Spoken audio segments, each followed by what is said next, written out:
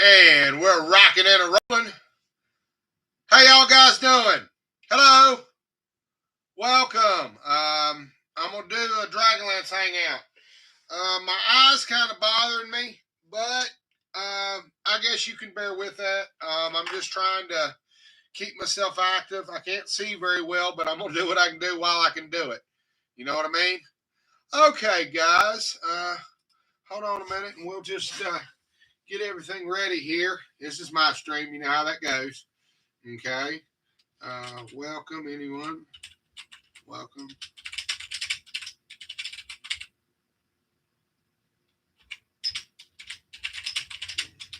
Yeah. I don't know if any of my subscribers will show up, but, you know, they can pop in and out, like I said. Okay, guys. That's what I'm doing. I'm just farting around here for a second or two. Just make sure that we're rolling and got everything up and ready and rocking and rolling. Okay, here you go, guys. But you know, we're not on a fucking blank screen here. I don't want you to see my eye. My eye looks like shit right now. It does. It's a little aggravated, so I'm not doing too good on that. I don't know what caused it. My eyes started watering, allergies or something, but my eye right now looks excoriated. It's all red and bloody and looking really rough. I can't see out of it anyway, so it don't really matter. Like I said, it don't affect much. But anyways, if we get anybody that comes in, like I said, come on in. This is just a basic AD&D stream.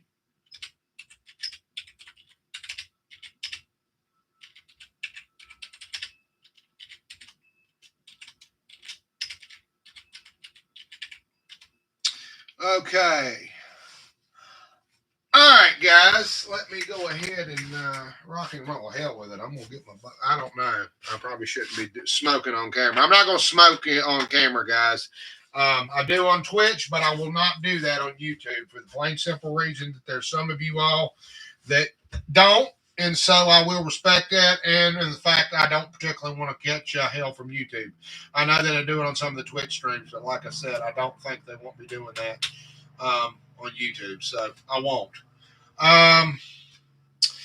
Okay, where was I at? Oh, we were doing Astrid Damaris's character sheet here yesterday.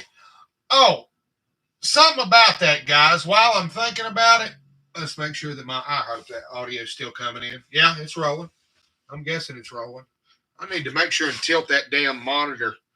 It's probably what I need to do so I can actually see it, but tilt it toward the table. I don't know, because I'm sitting this way. It's my problem. I don't want to really move my monitor. Maybe I fuck with that monitor, it'll fuck it up. I'm real hesitant about doing that shit. Okay, there we go. Let's tilt it just to the side. Just so I can make sure that I'm got a bar or two. That's what it tells you right there. It lets you know whether you got a bar or two coming in. Okay.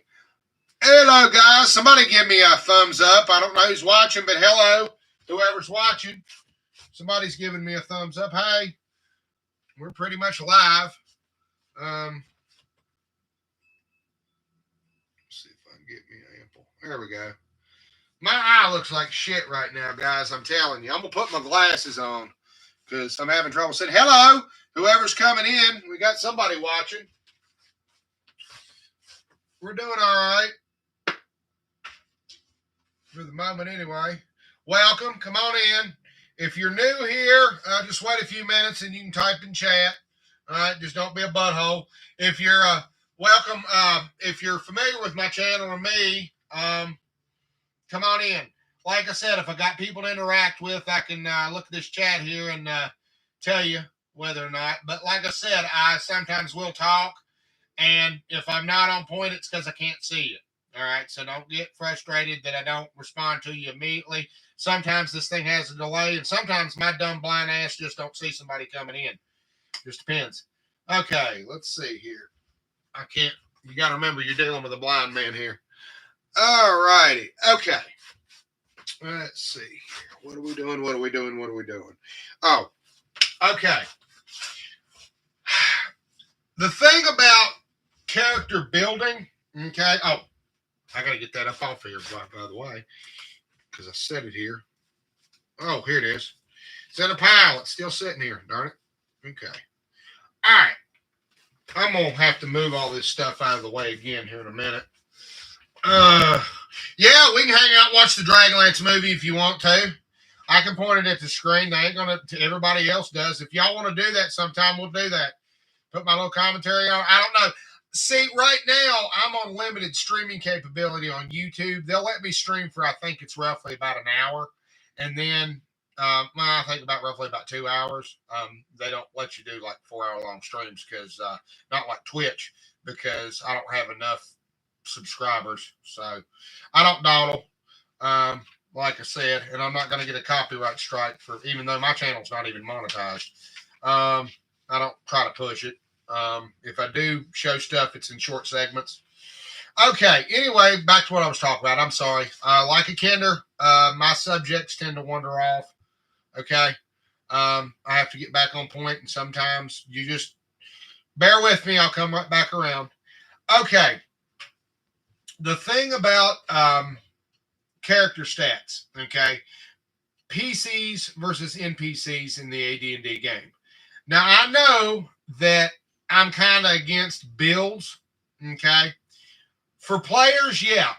All right. Now, for a DM, though, yes, you're right. It is very video gaming, but that was the DM's job. He was supposed to calculate all that up into a balance for his players, okay? That's how the video game science translated over to, D&D translated over to the video game science. The DM had to work all that stuff up. And as technology got better, you didn't have to do that anymore. You know, the game does it behind the scenes. But a lot of times, PCs, they want to min and max and do builds so they can do everything, or make sure that, they can got an even roll to do everything. Some DMs don't like that. Okay, that's trying to anticipate. And sometimes the DM prefers to just take and he won't spam his PCs, but he will make them work for it. The DM's not necessarily out to kill your players, but he is going to make you work for it. There should be some game balance. The thing about AD&D Second Edition is most of it was geared toward people who had already played Dungeons and Dragons. So the whole element of the Fog of War, it's the reason why in the Second Edition they just explained that you subtract the armor class from the THAC0. Now, most people say, well, you're not supposed to know the AC. Well, normally, no, but if these are like seasoned D&D players, they really didn't care. They just tell you the armor class. When I first started playing it, he just told you the armor class, and you subtracted it, and then he told you to roll that number. And that was it. And I didn't know anything about the Fog of War aspect. That's what confused me. And then you had the 3 different types of how you calculate THAC0, and you add that to the freaking mix, and then you're just confused as hell. Like, well, how in the hell do I make an attack roll? That's one of the largest obstacles for me when I first started playing Advanced Dungeons and Dragons that there was. I kept getting confused because you had the method that they displayed in the Player's Handbook in the Second Edition, and then you've got the method displayed in the Rules Cyclopedia, which is early AD&D, or D&D rather. And then you got the First Quest, which was come out about 92. Now, the First Quest, believe it or not, was an introductory thing to introduce new players. But like I'd said before, TSR had wanted to distance themselves from the Gygax and Arneson method of calculating when they were doing their game mechanics. So they started incorporating newer methods, and some of the methods are ass backwards. You take any lower or number or lower is a success on the roll rather than the highest number or lower, and then they arrange that and turn around with saving throws and all that. It gets very confusing, especially if you're a new player. It confused the hell out of me. I didn't understand what the hell they were talking about. So yeah, I can certainly understand it. But once I'd figure out how all those stats work, the key to understanding Advanced Dungeons and Dragons is understanding what those stats mean when you look at a character sheet, okay? And understanding why they have that score and how it coordinates in the game. Now, for some people, that kind of breaks the immersion, Okay. They don't want to know the ins and outs of the whens and the whys of how Karaman or why, if Karaman's strong enough to break down a door. You know, maybe he doesn't want his players knowing that. If they're a new Dragonlance player, maybe he just makes a description to them and describes Karaman as an NPC, and then they have to make the decision on whether to tell Karaman to break down that door or to tell Tasselhoff to open a lock for him. I like to take a Dragonlance and do it just like a storybook. There have been people that want to like play Dragonlance, and so I used to do it like Henry used to do. You know, we'd meet then or whatever, and you play it out. You play those characters, and you do it like an episode for them. Okay, so you if a kid wants to do a Dragonlance adventure and start in Solace, you can set him up to where you start out in Solace with Tanis and Karaman and Raceland when they were younger, and it's a snowy winter day. And there's not much to do but sit and look at the walls, and they're bored out of their gourds. And then somebody comes busting in the door. Oh, God, you got to come help. Okay, that's the adventure. That's what starts. Simple as that. Now, how do you go about it as far as, incorporate it? It does help to know the characters.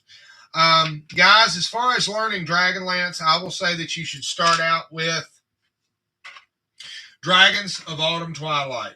Okay, if you don't read any other Dragonlance books, start out with that first. Okay, once you've read that, okay, you can go to Winter Night and Spring Dawning if you want to, or you can just start out and read the rest of the Dragonlance books. If you really want my plum opinion on it, you could probably do good with just reading Dragons of Autumn Twilight. If you're overwhelmed with all these dragons, trying to figure out which one to read, you do not have to read them sequentially. Okay. Now, with these new books are even going to confuse you. Okay. The new ones that Margaret and Tracy got coming out. Oh, by the way, they announced at Gen Con that their next books coming out in 2026 are going to be about Magus and Huma. Okay. I think something about the Wizard's Tower or, the War Wizard. That's what it's called. The War Wizard. And so, it's called The War Wizard. I don't remember the title. Of course, it's liable to change by 2026. I wonder if they're going to get a hold of Richard Knack and help him. He's going to help on it. But like I said, it's not my place to tell who to collaborate with. Guys, you have to understand, and it's the hardest pill that most of you Dragonlance fans are going to have to swallow. Margaret and Tracy don't necessarily read or write other people's Dragonlance. Okay, they never did. What you get in the spirit of the AD&D game, what you have in your head ain't necessarily what they're going to write. They had an impetus to write some stories, and so they did. Is it 100% canonical? No, because one, okay, it is for them. Okay, it's kind of like Bukowski used to say, "Baby, when I write, I'm the hero of my shit." Okay, and so yeah, Margaret Weiss and Tracy Hickman, I would assume, are the same way. When they write, it's their Dragonlance, not so-and-so's Dragonlance or my Dragonlance or your Dragonlance. They write their Dragonlance. Okay? Fair enough. All right. I consider it to be a rainbow, and you get a shade in it if you're lucky. It's a tapestry with many people. But like I said, guys, the new books with all this, time travel and reality hopping and everything and all the stuff that I do with the multiple paradigms, you have to get your head around that in the spirit of the Advanced Dungeons and Dragons game, that's what they were going for. Okay, initially, that's what Dragonlance was designed for. A lot of people accuse Dragonlance of being railroady. I think that if you understand Dragonlance and you understand these novels, you could take that same concept of an alternate paradigm and create for your players something that goes different from the canon of the books. Okay? Like I said, if you know enough about Karaman and Raceland and Tika and Kitiara, there's no reason why you can't bring Kitiara back during the end of the last home meeting and restructure it to where maybe it was Karaman and Raceland that didn't come back and they've gone missing. And so you're having to figure out during the end of the meeting, the end of the last home, where did they go? And then play it out like that. there's all these different possibilities and all these different timelines, guys. So, like I said, keep an open mind on that. And I think your absorption of most of the Dragonlance material will come along a lot easier and you'll enjoy it a hell of a lot better. Okay. The hardest pill for most of us older Dragonlance fans to swallow, and I said this to Margaret Weiss on Twitter last night. I said the hardest pill for most of us is the fact that it doesn't always equate with the stuff that's in our heads. Okay. But in the spirit of the AD&D game, they forgot that, there is no fate other than what we make. So you have to think of those possibilities, and you still have to be open to that. One is it's not necessarily that it's set in stone. It doesn't necessarily make it wrong. It just makes it different. Once you get your head around that, everything is okay. Okay, your enjoyment is a hell of a lot easier.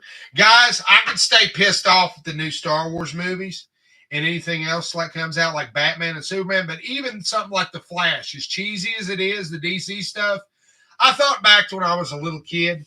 Yes, I know you have to follow stuff and make it canonical and make sure that it is consistent. I like that. I like stuff when it's fairly well crafted, like when they did the Lord of the Rings movies. But like I said, between the books and the films, there's a lot of people who hate the movies because they don't follow the books. A lot of people think the books are fucking boring as shit. I've gone through this before. But the idea, guys, I lost my fucking train of thought. Damn, you get on a roll and that happens.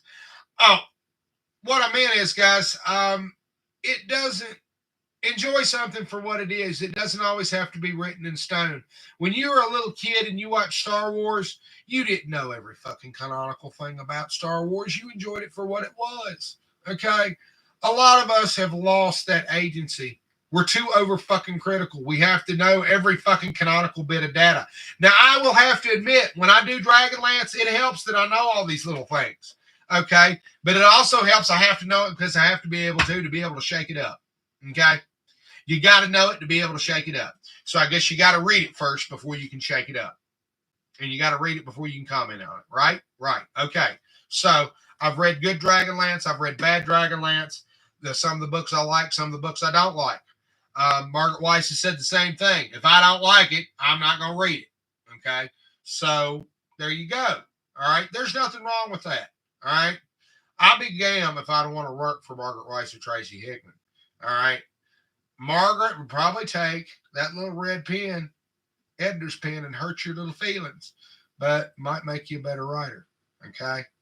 But like I said, I'm not here to judge their writing. She's not here to tell me how to write. I'm not here to tell her how to do a Dragonlance book. That's their Dragonlance. Okay? And like I said, we're glad that they're still alive and they're still here to do so. Margaret Weiss, I was pointing out to her, not to kiss her behind, but like I said, there's a lot of people. I've noticed people on the Facebook groups. There's somebody on there that's real snippy. But like I said, the place is toxic anyway. But I told Margaret Weiss, I said, hell, the fact that a book that you wrote pre-Dragonlance, one of those Endless Quest books, it fetches, I think they listed it in the thrift store for $80 or $88, something like that. And somebody, whoever's selling that, has done gone and flipped that for like close to like $200 and $300. Okay. Who in the hell can say that a book that has been long out of print still fetches that price long after it's been published? So, like I said, if she never wrote another fucking thing again, you can flex on that. These fucking books right here, excuse my language, okay? This was pre-internet, okay? That's a hard thing to top. When they got on a New York Times bestseller list when it was a hard thing to do, especially with a ragtag company like TSR and their bullshit middle management. Okay, they weren't exactly the best managed company. It was, a luck of the draw that they managed to get that first one published. Okay, all right, enough kissing their ass. I'm not going to do it. Guys, I don't consider myself to be the creme de la creme or the know-it-all of Dragonlance. There are many different Dragonlance content creators out there, and I'm definitely not, the utmost authority. I'm what is considered to be a second wave retard. I came in at the late end of Dragonlance, right before TSR was getting ready to declare financial bankruptcy. Okay. I got in 93. Okay. And by the time I was already getting into reading those books, TSR was already going over to Wizards of the Coast. Okay. I was late to the party. So I am in no ways. Most of the stuff, the reason why it took me so long to get attuned and start a DragonLance channel is because I had to finish getting my collection. A lot of this shit was out of print. I couldn't find it for years. And without being able to find it and going back like, oh, this is this, this, and this, knowing what I was talking about, it aggravated the fuck out of me. So I waited till I got my collection. This is a big step, getting these minis right here. Usually I don't use minis, but like I said, since I've got DragonLance minis, that's definitely made a big step right there. Okay, guys, I need to get something to drink and take a real quick short break, and we're going to look here and see if anybody's come in. I don't know if anybody's here, but looks like we're still rolling. All righty. Okay. All right, guys. Get you something to drink, and we'll be right back. Hold on just a moment. Stay tuned. We'll be right back. I'm still here. All right. What I want to do. What I want to do. I want to do something. I'll do something here in a minute. Let me give you something to drink, guys. I'm parched. I need some fluids. I'm about to fall over. I need some fluids.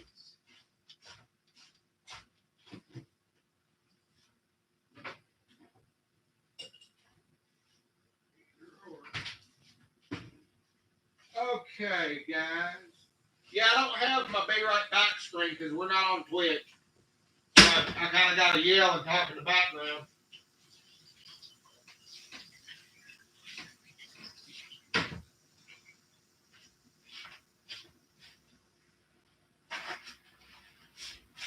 I guess I could keep my DragonLance stuff playing in the background when I go to commercial break now, couldn't I?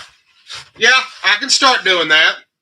I'll start doing that. I'll when I go to commercial break, I'll start playing some DragonLance audio. Yeah, I can do that. I think I can do that real well enough. Yep. I know damn well I can pull it up. Let's see here.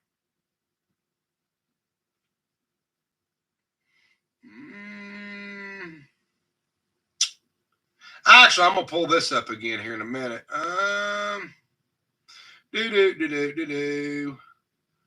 Let's see here. What did I do with that? Oh, here it is. Hell yeah. I'm going to run that again one more time. Okay, guys. This was the one about the parachute. Let me get back here on the... All right. The parachute on the dragon saddle. Okay. Astra developed a parachute. Okay. If you didn't hear this on the one last night, you'll get to hear it on this one. I'm going to put this in a different voice. Just a second here.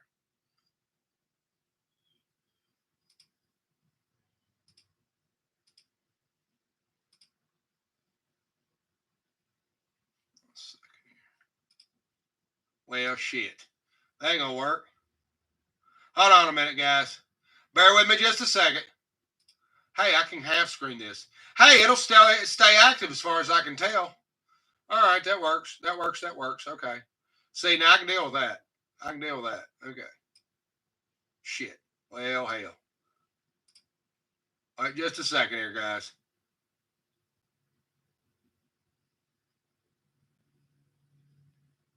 I'm still here. What are we going to do? If these things keep portaling into a... We'll change the voice option. All right, I'm going to do Libby. I think it's Libby. It's like Valo. It's the one I use for Valo. Into our world like that from some other dimension. What are we going to do? If these things keep portaling into our world like that from some other dimension, grief that chaos thing was huge. And if the fiends are just going to keep sending armies of them into our world until it falls. Tars looked emphatically at the smoldering high-low tree line that the chaos dragon had left in its wake. It was lucky it had only gotten a spot, but look at that, it's gonna take decades to repair without magic. We're going to do the only thing we can do, little Kender. The Roz looked down at Tars and set the broken pommel of the dragon lance on the ground. It was still as tall as a hoopak staff to a Kender. The elegant carved wood hasp that the metal part of the lance sat in was still intact. With its dragon metal shaft core seemingly intact, it appeared. I can fashion you a hoopak, little Kender, that will rival the greatest of all the hoopaks made by Kenderkin in Hilo. They burning our damn trees. Pez scoffed. We won't have a twig left if any more of them big hunkin things comes through again. You think Azar is so about pyrite? Oh, she's going to be seriously upset about that. Pez pointed toward the shore where the treetops still smoldered. Luckily, a group of gnomes had doused the fire in minutes, albeit mostly from the malfunction of the Lukit water, while sending an immense amount of water into the channel canal at once. The ensuing backwash were causing the water to be slightly turbulent, making it difficult for the boat crews to search for survivors in the rapidly fading dusk, leaving the burning from the treetop spots the only light. Still, some Kender and gnomes in the boats held back tears and blinked up sadly at their home nearly almost being destroyed and saved if not for pyrite blocking the escaping fiend from reaching its portal, but at a cost to its avenging red dragon wingman who bought its master time before it escaped. The body of that dragon now lay beached as the broken haft of the lance had pierced its eye, but albeit of the cost of it seriously hurting pyrite. Hooey. Elder Cronin whistled through his teeth and nudged Kron, who smugly nodded, but remained silent, only smirking. Them's big words, the Ros Ironfeld. I'll even give you 20 men to help you stoke the forge and get it tempered hotter than hell. You won't break one of my hoopaks under normal circumstances. The silver-haired Kender shrugged and grunted. You can try. Cronin himself wiped a tear away before regaining his stoic composure. I'll take any advantage we can get to make sure these bastards know you don't mess with Hilo. Cronin caught himself. After all, he'd made a big deal about pronouncing it as high and low when he'd first heard Astrid's northern Agothian accent say it the other way. Empress Demora's daughter. She might be a snooty highborn, but she's onto something. Okay, we'll give her the benefit of the doubt. Right, son? Cronin looked toward Kron, who also added, right, Pops. The highborn will get the benefit of the doubt. Wait. Oh, come on, Dad. Because she's a girl. That ain't fair. But... Kron frowned when Serindar nudged him besmirchingly, and he nodded again. Fine, we let Astrid. Duck-faced Demoris. Kron. Serindar chided. Be nice, she's your cousin too. She is not, Kron shot back. They tried to pick my name out of the hat when the babies was being divided in Kendamore. I seen Burford's birth certificate, and he wasn't even matched with Demoris Metwinger. Dunno why they sent that Hornslager dwarf woman after Tars that time to round him up for marriage. His mama was a leaf dew. My mother's father was a Blackbriar, who married a Thistleknot. They'd have snatched me up instead of Tars. Kron grinned sheepishly, alluding to the fact he didn't mind it was Tasselhoff abducted by a dwarven bounty hunter to be dragged off to Kendamore instead of him. Go ahead, Tars, you can marry Duckface. Kron snickered as Cronin angrily popped him on his pointed ear for being a smartass. The kids are going to look weird. All I'm saying, Pops, Tars has got to start braiding that top knot, or he's gonna get it caught. They calls him Burfoot cause he picks up everything with that hair everywhere he goes. It's why we here in Urgoth wear our hair short, so it don't get in our way when we fight.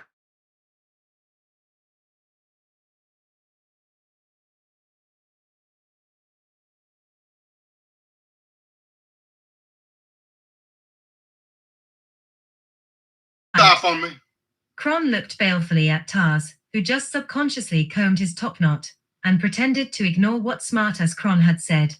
preferring just to politely nod to Elder Thistlenot unless Kron take offense again, and bully Tars. Kron had loosened up on his chastisement of Tars. But he still wasn't going to let this top-knot-wearing landlubber weirdo Goodlund upstart go walking round Thistlenot, or Windseed Manor like he owned the place all to himself. "Ha, your grace." The Roz laughed toward Kron, who had already decided to test the weight of the hammer of Korra's. Not even Pez Thoroughfoot could lift it from the ground unless he was given permission to do so. "You shall see me turn our misfortunes into wins. Have faith, little Kenders."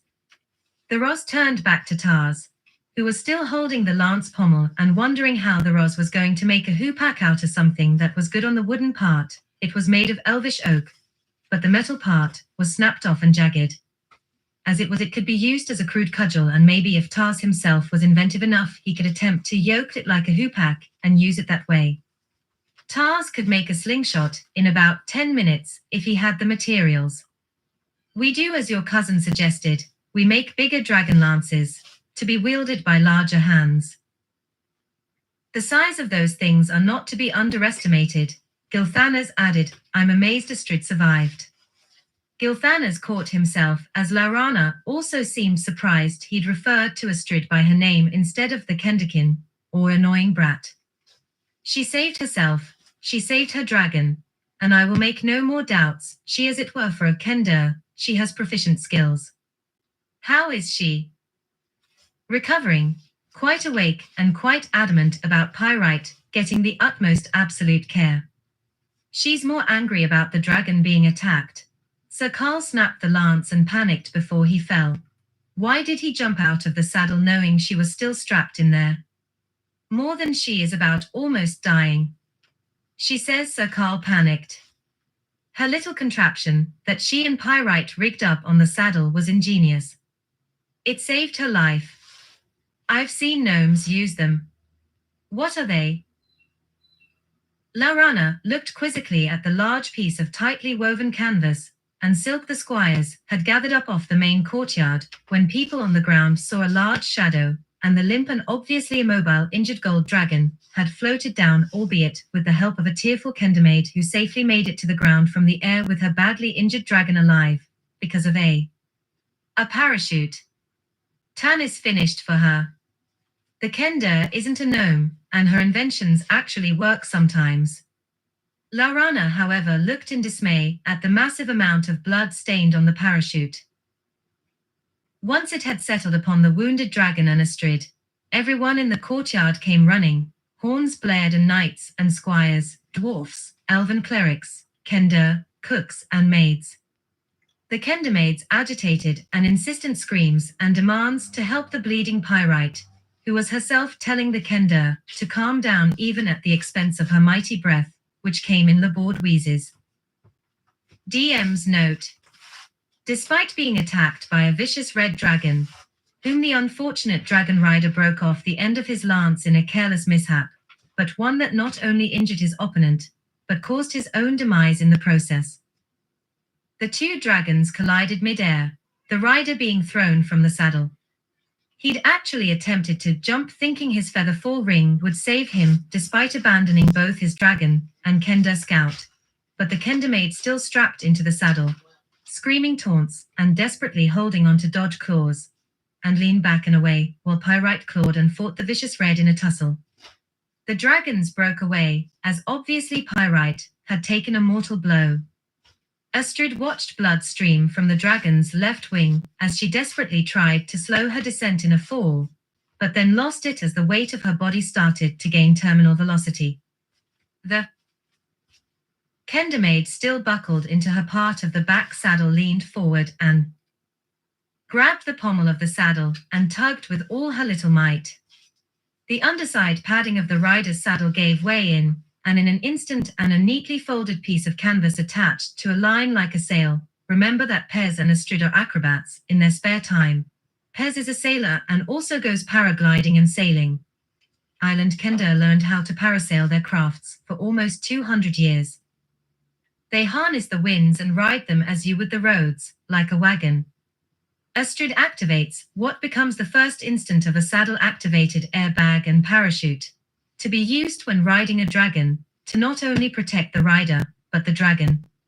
If Pyrite had not acquiesced to wearing Astrid's safety harness saddle into battle, her as well as the dragon would be dead, it is certain. Trailer tease. There are more coming, but we found one who can create hands that can wield lances unable to be held by human hands. Urgoth is healing magic son. Pez said. Haber is the land, the earth, the rocks and the trees. The forest master of Urgoth, it's not a majestic unicorn, as you encountered in Darken Wood. A low moan from the earth. It began to echo, and the massive trees began moving. Dalamar steadied himself in the boat. The wind picked up as Dalamar watched the Mutane cliffs form a giant face, which sighed sleepily. I already know of thee that disturb my sleep. Of what do you want, mage? 1,000 voices echoed and whistled through the leaves of the trees in response, so much that both Dalamar and Pez were startled by the voice and almost capsized the boat. Hey, all righty. Fire up the Dragonlance movie. Yeah, I guess I could, couldn't I? Do I really want to do that, though? I don't want to get a copyright strike. I don't know. There's other channels that got away with it, but I don't want to do that. Okay.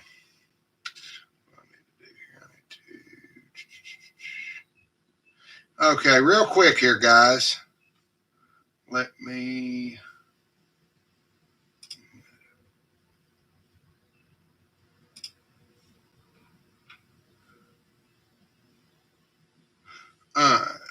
well, shit. Just a second here, guys. Hold on a minute. Let's see if I can do this. Okay. I'll do this. Wait a minute. There's got to be a way to fucking do this. Well, shit, no. Yeah, there is. Yeah, there is. Wait a minute. Maximize it first. Do that, and then, well, shit. This is the hard part.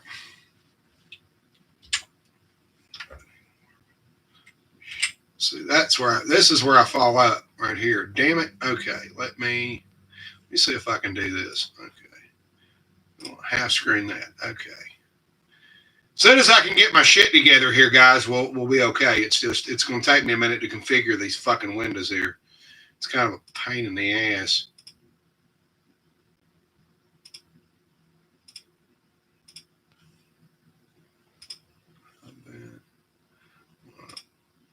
That, yeah.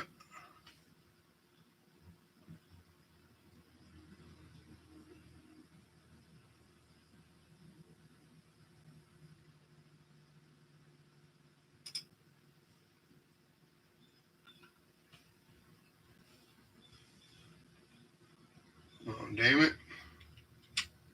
There we go. Had to press the Windows bar. There we go. See, I have to do this real quick. I have to get it to do what the fuck I want here. I have to force fucking screen it here. So, got to get my fucking dashboard up. And then it's okay. All right, let's see here. All right, we want to share screen. Use a window. Use that. Okay. All right, guys. Hell yeah, that'll work.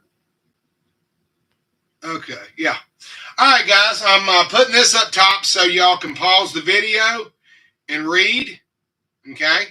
It's only a few pages, so this will help y'all out. Okay? So you can at least read it. And I'll start doing that. Hi, whoever's coming in, welcome. What I'm doing here is just putting a little bit of this up. I just ran the audio for it. I'm now just showing the pages for it. It's only a couple of pages. It's only like 3 or 4 pages at most. But I'm just putting it up there so you guys can pause the video and read at your own leisure. And I'll start doing that if that helps. You know, a lot of people prefer that. Some people cannot stand to have it read in an AI voice. They prefer to read it themselves. So I will just go ahead and take a break and If it's just a few pages, I have no problem with that.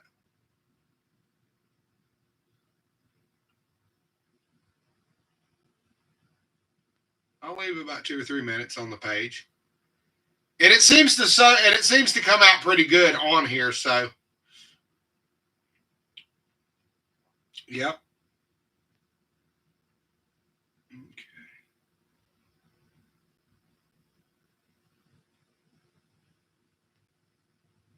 All right, guys. Hopefully you saw all that. And sometimes I can always run it back and forth. All you need is at least 2 seconds. I'm running it backwards.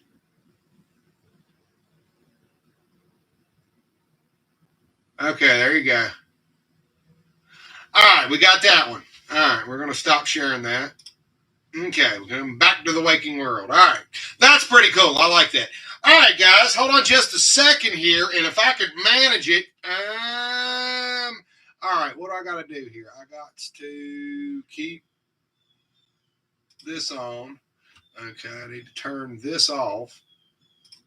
Okay, let's turn that off for just a second. Okay, gotta figure out how to do this. We'll figure it out. You know what? I'm kind of wondering if I can actually stream Zelda now, because it's different from Twitch. I don't know if it'd slow down my computer or not. That would only be if it was windowed. I don't know. It had a hellacious lag when I tried to stream it on Twitch. If I thought I could get Zelda to run, I would, because it's just in a different window. I can just share the screen on the window and use the controller. I'm pretty sure, but I don't know. I ought to try it, but I'm not. I'm gonna try to run Dragons of Flame. How's that? Okay. I just hope hitting any of the numlock shit don't fuck up the YouTube stuff. Oh boy, that would put me in a fucking massive bind, wouldn't it? Fuck that up. Oh boy. Well, we'll find out, won't we? Hey, I play Metal Gear again. Yeah. I gotta find it, guys. Shit.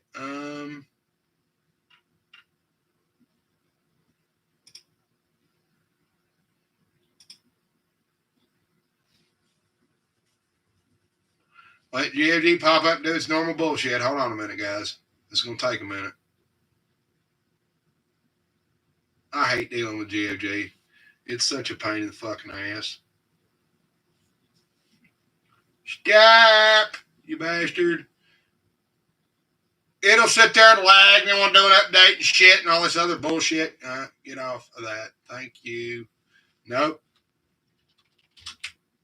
I want this there.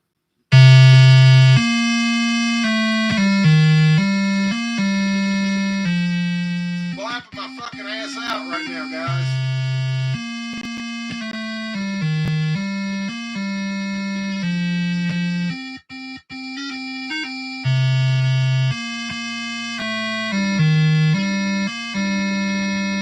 Alright, let me see if I can get this.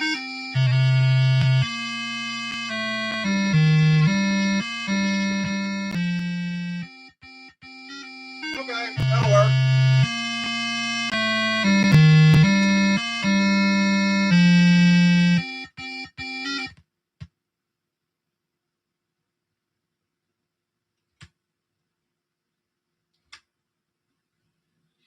In paragraph 7, what is the last word? I don't read that.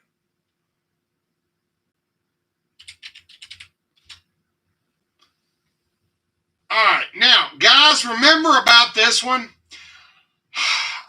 As far as I know, the additional fire button for Raceland Spell was added in this game. It was not in Heroes of the Lance, I don't think, at least not in the DOS version. They may have added it in the Amiga version later on.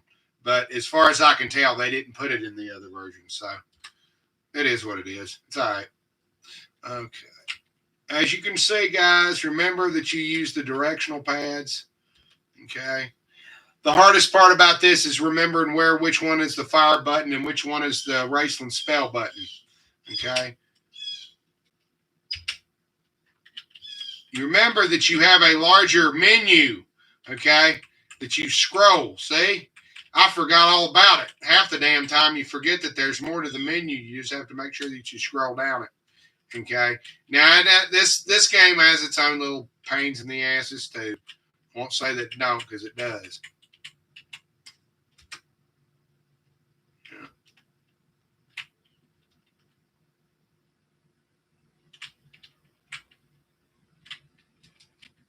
We'll get us a decent hour-long stream anyway.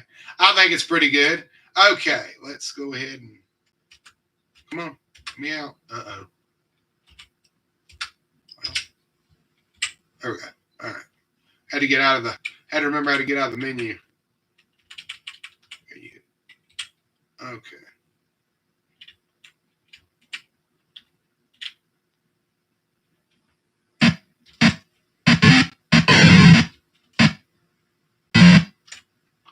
The thing about this is you got to remember your fire button. And see, being able to get them damn fire buttons and shit around is the key to it. If you'll set you up a joystick key controller and try to get it mapped to like you would be playing a Super Nintendo, it's a hell of a lot easier. I did it once. It just takes some doing to get set up. All right, let me see here. I set up Heroes of the Lance that way. I sure did. Okay, we're going to go to Magic User Spells because we want to make sure that we'll keep Raceland's web spell handy. We just used a web spell for no fucking reason, but whatever.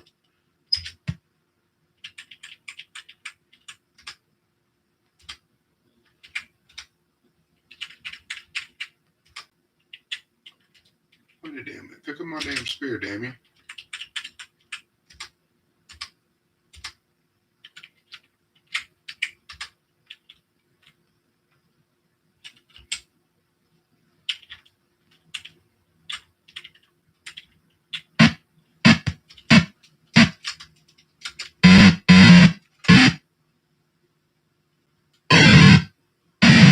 Something. I hit something. Once you get used to this game, this one's actually pretty fun. It's just that sometimes it's got a hellacious lag on it, but I don't know. In this case, this one's actually not so bad. All right. You hit the 0 key to return to the overworld map. Got to think in terms of like Zelda 1 and Zelda 2. You got to remember, Zelda 2 was out in 1988. This came out in 89. Okay, so think about that. That game had just come out, so that was high on the heels. And yes, they were trying to emulate it, I'm pretty sure. They knew about it, let's put it that way. By God, I would have. Zelda 2 was an awesome game. Okay? It's the sweet spot of both, really.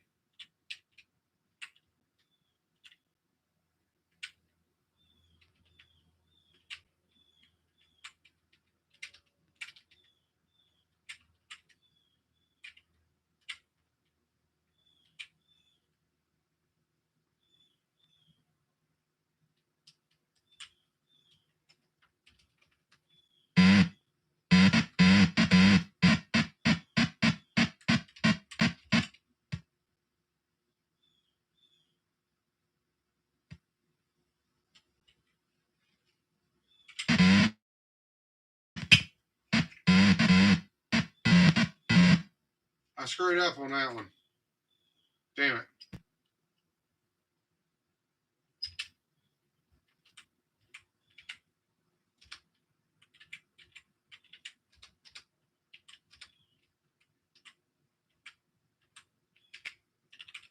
Look out, here comes Romeo.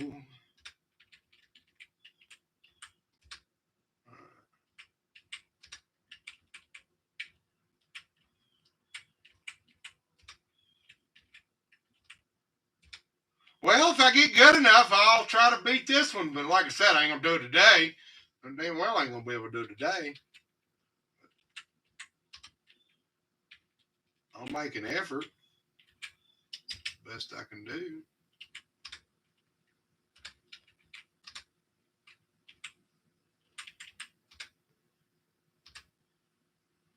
Yes, it helps to rest.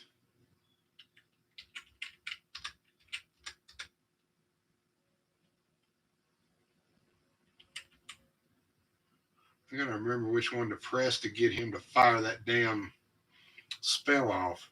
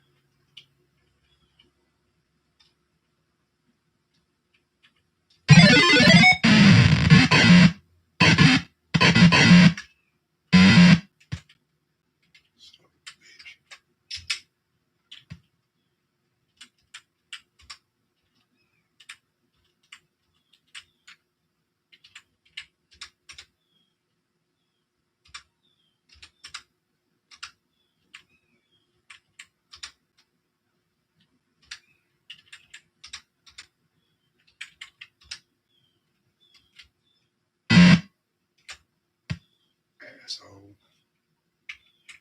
There's another fucking direction you're supposed to press. Trying to figure out what fucking button you press for. There it goes. The delete button. You have to select it first, but once you press the delete button on the numlock thing, it'll fire Raceland's spell. You just have to remember to press it. Okay, let's go ahead and hit rest. That'll refresh his spells and shit.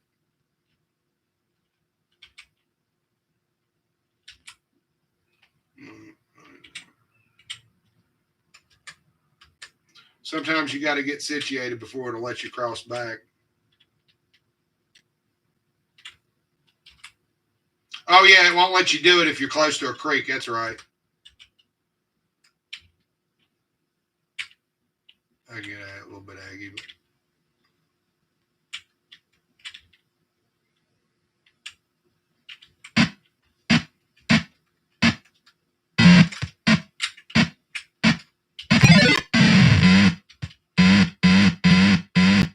Damn it. I fumbled that stupid fucking screen. Damn it to hell. Bastards. Shit. I have to restart. I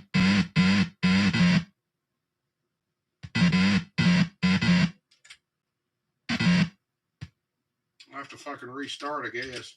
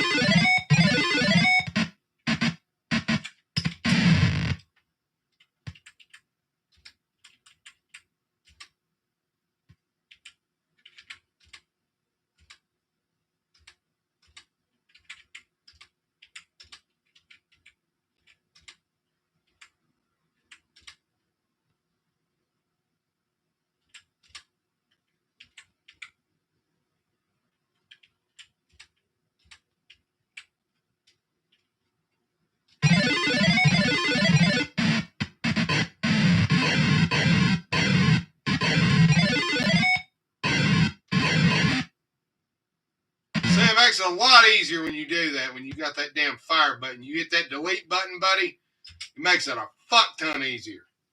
Oh, yeah. Oh, yeah. Hello, whoever's coming in. Welcome. We're just playing a little bit of Dragons of Flame here. All right, let's see here. And we're going to go to, let's see.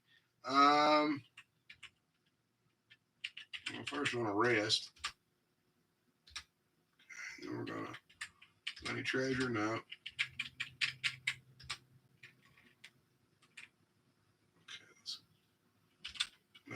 Oh shit, and here we go. Whoa! Oh, I got mobbed. Oh, that's bad. That's bad. That's bad. That's bad. Bad. Wait a minute. Let me see if I can stop them. I didn't hit that fucking button in time. I didn't hit the delete button in time. Damn it. They mobbed me. Bastards.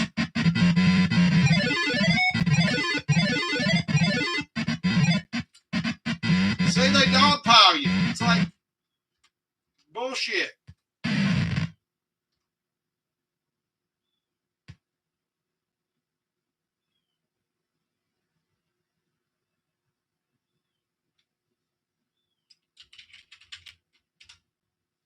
Oh, yeah, it's still there. That was the game that I had saved where Gilfanis was still alive. Whoops, but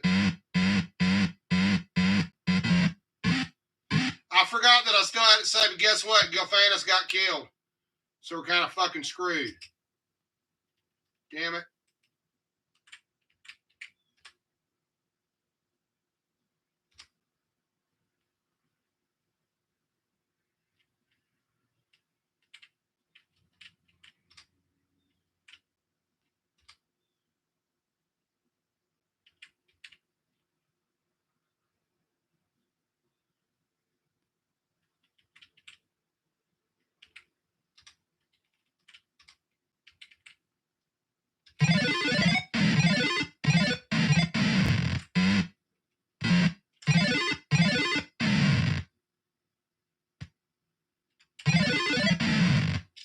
That's a web spell.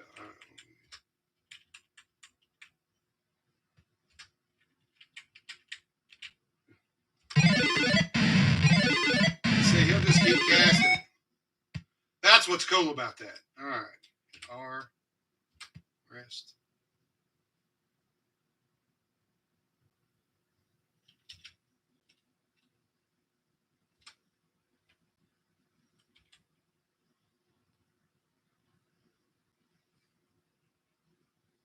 I don't know what this damn Dracon's going to do. He's going to come up behind me here in a minute.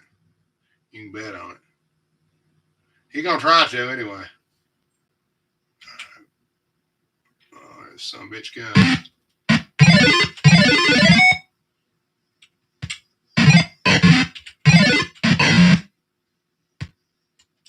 Oh, that sucks. You better get you somebody different. Like now.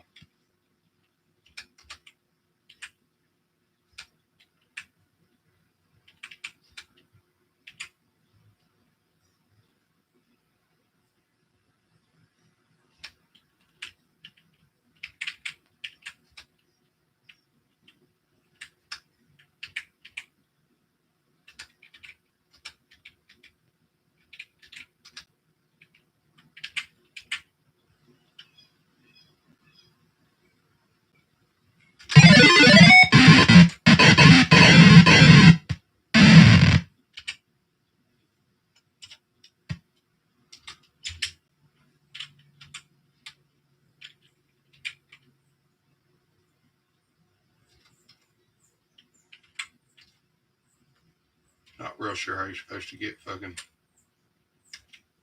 Hit him, Raceland. Piss on it. Hit him.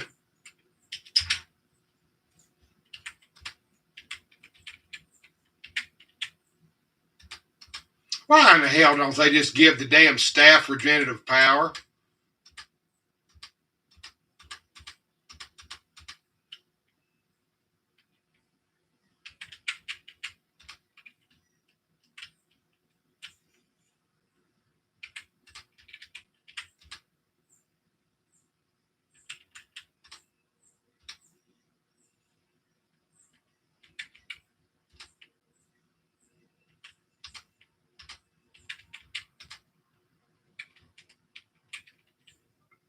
Supposedly you can get his shit back if you fight some magical enemies. But you got to catch Raceland. You got to catch it with Raceland's staff. And the way that you do that, let me show you. This is hard as shit to do, and you're not usually going to get lucky and do it maybe once because he's usually going to die when he does it. But if you can get Raceland to kneel, he can catch, when they fire magic at him, he can recharge his staff. But you have to hit the down key on the 3 to get him to do it.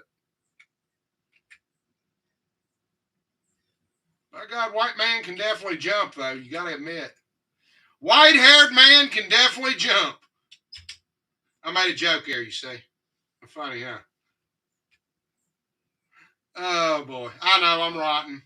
All right, guys. Hold on just a second. Let me see what else we got here. All right. I'm trying to...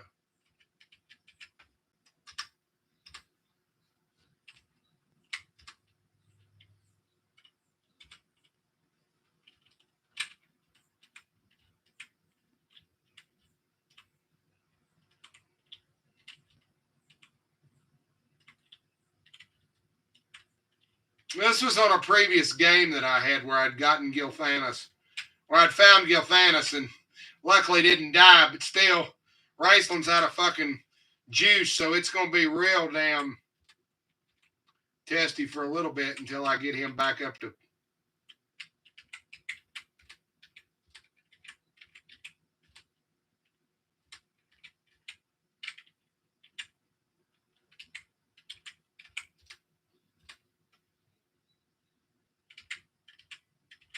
Oh, here's one, do that one.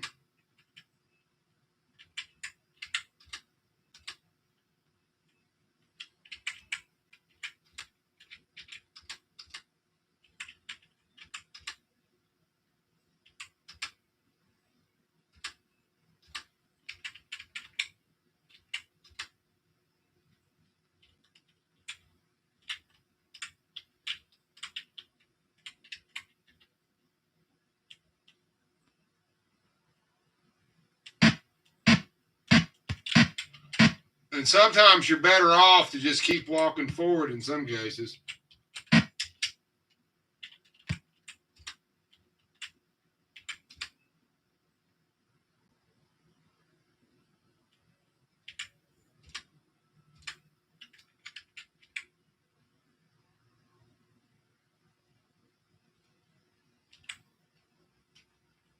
I'm going to die.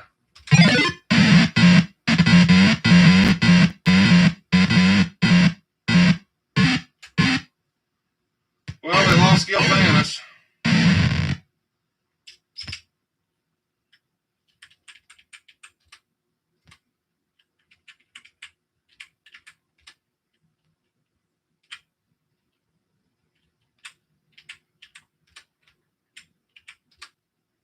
He's dead. You ain't going to get into Pax Tharkus now. He's D-E-D, dead.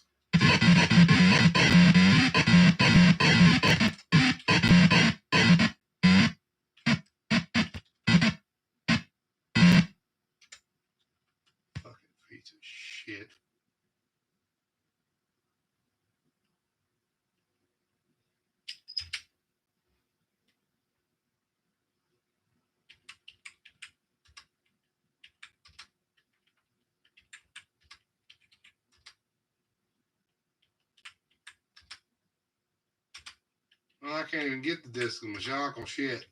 Well, she didn't fuck that up, so. Well, y'all done fucked that up, so.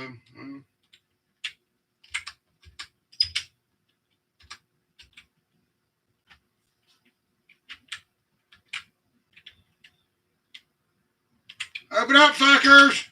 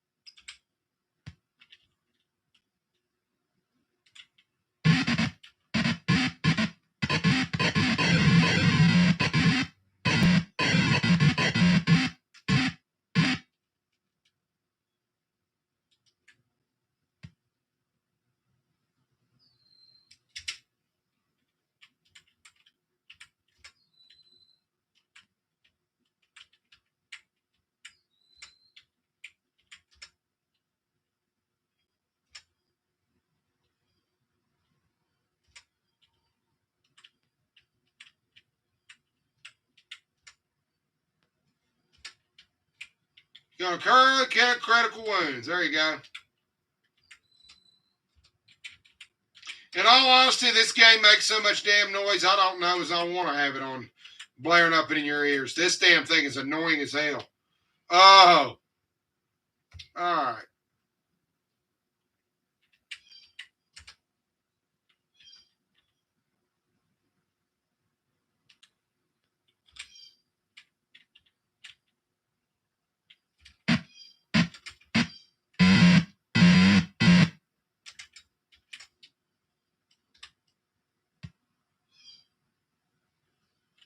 Kind of supposedly defeating enemies would actually enable him to. Wonder what that is. It's interesting.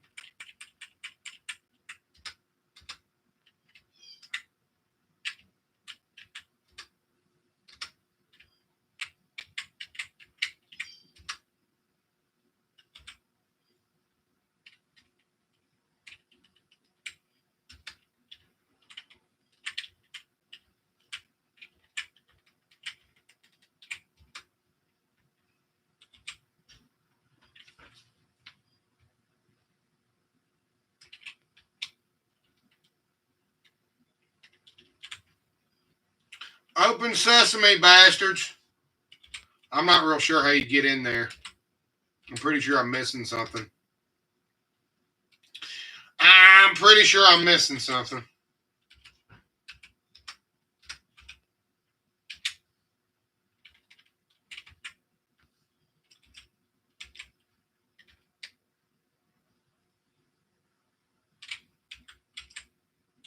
Come on.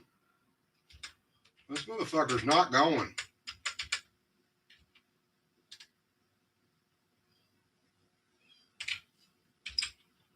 You have to get on the main road before they'll even let you do anything. It's the damnedest thing, y'all. Yeah, it will not let me move my webcam. I wish it would.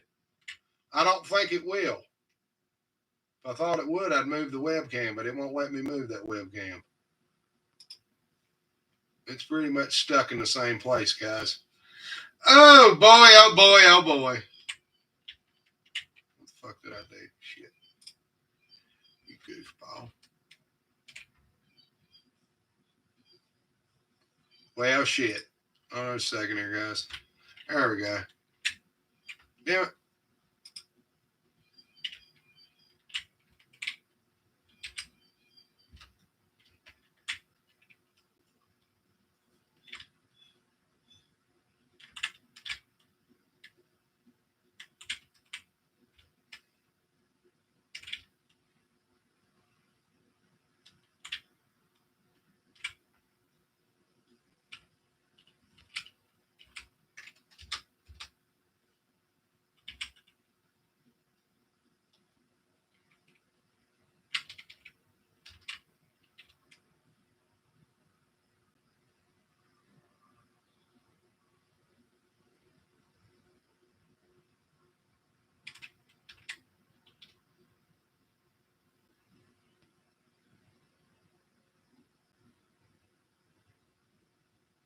You did the walking.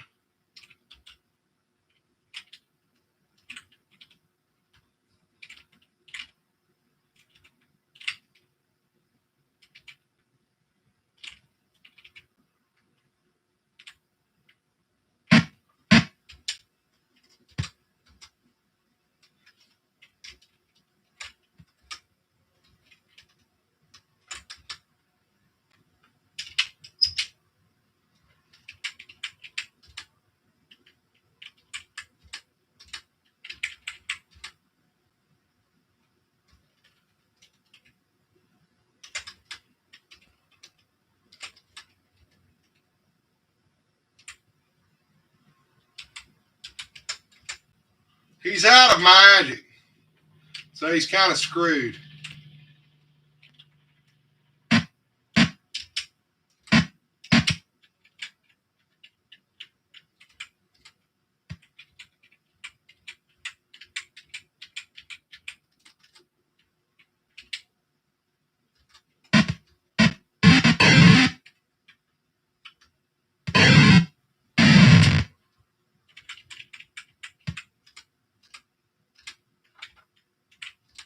You hear something crash off screen.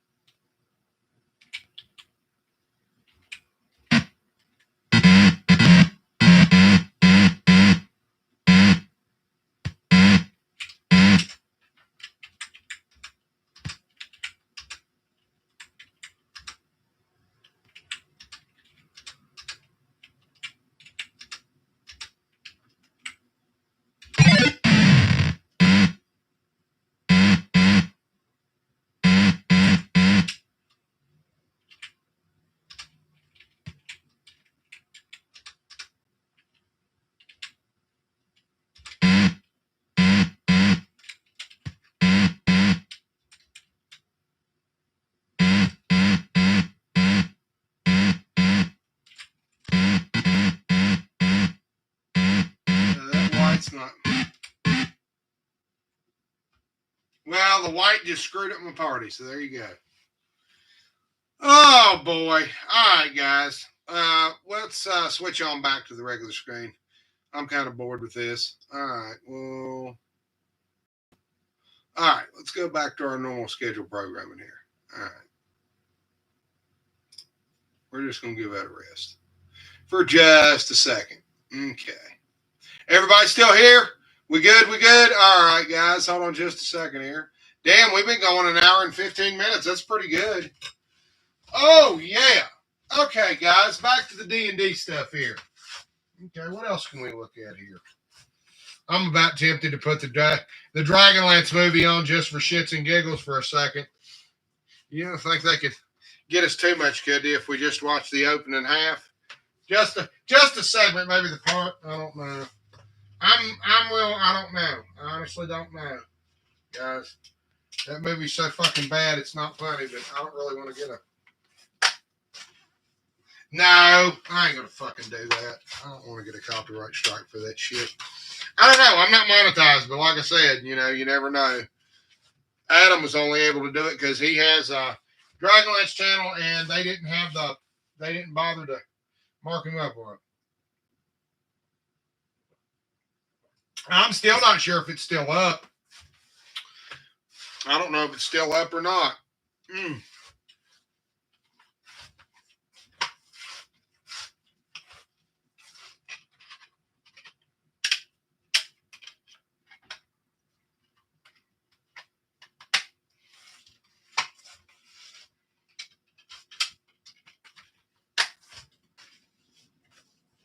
Okay. Alrighty, yeah, whatever. Ain't a big deal. Okay, guys.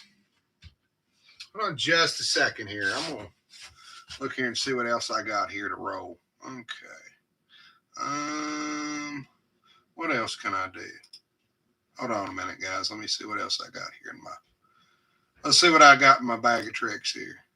Come on.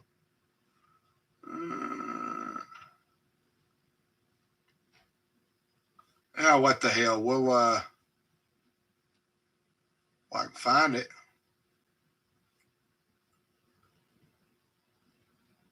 Why not? We'll do some dungeon hack. How about that? I got King's Quest 5. Yeah, I still got that. We'll do that on a separate stream, though. I can pull it out the Dark Queen again. Let me see what we got here.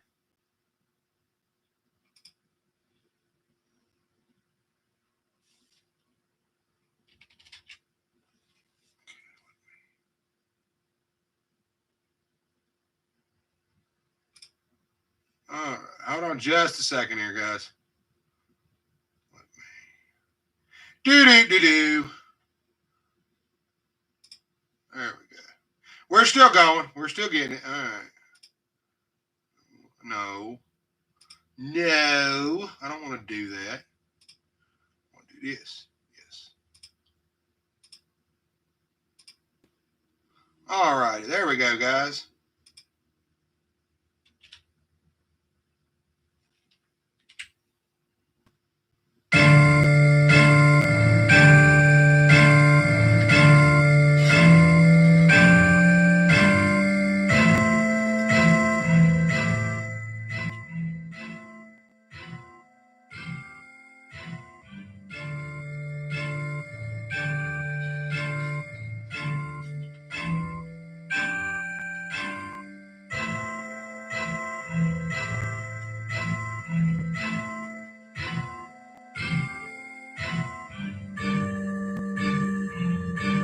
Shadow, swamp, gloom and fine, a fog does rise to cloud my mind, to hide the pride I seek to find. O ancient orb, where rest you now? My lady, I have answered your summons. I am prepared. Yes, I see it. A place of traps to crack brave bones. There lies the orb, far, far away. All right.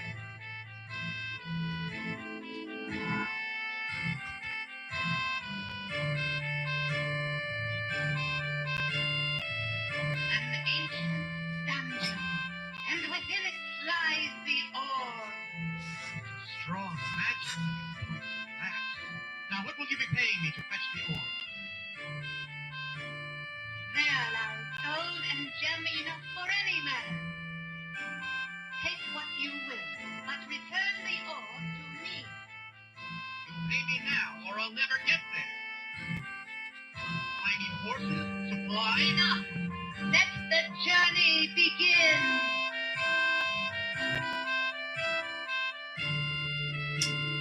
No, wait! No, wait!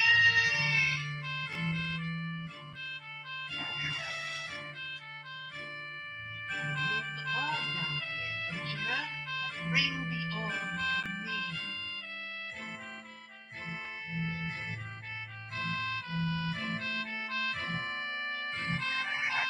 Oh, what?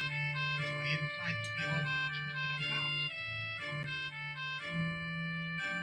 Shall we see what awaits?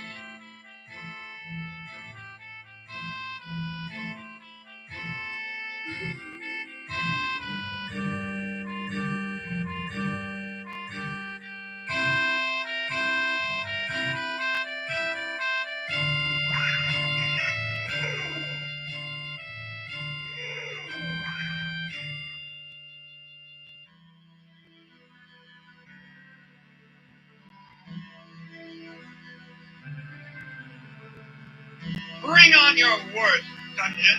I am ready.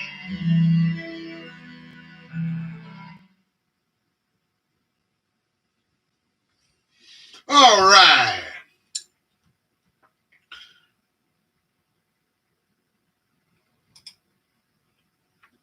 All right, guys. If you can hear me here. This was it was Forgotten Realms, but like I said here, if you want to run your damn characters and you want to, and I do believe you can pick, yes, you can pick those numbers. So if you want to see how a character performs, like I said, all you got to do is give it a good run on this. Usually I'll tell you, I don't know. It's not necessarily set up like traditional Dungeons and Dragons, but let's see here. Let me find that pest. Okay. Most of the time, it'll give you your little, I don't know how, it uses the eye of the beholder ended. Okay, we're going to put in Astrid's stats here. Okay. We'll make it a female. We're going to make it a halfling. We're going to make it a cleric. Actually, we'll make it a cleric. Okay. You can set those stats. Plus or minus. What happens when I do?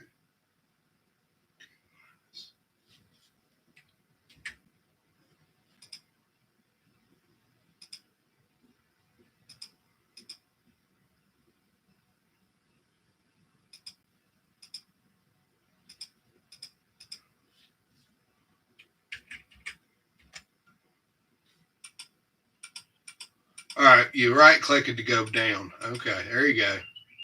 It's just using the mouse. There you go. Okay.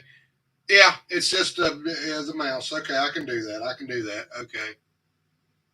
Strength. Put it to.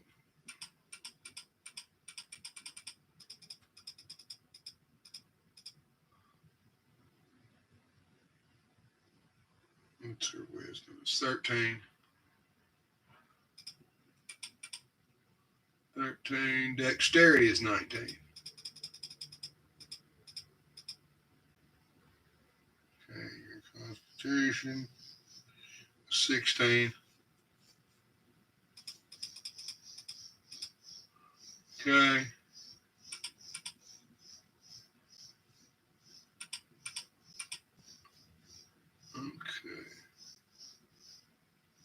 Okay. Yeah, that's about it. Yeah. 27 hit points, level 4. Yeah, that's about it. Okay. It's roundabouts.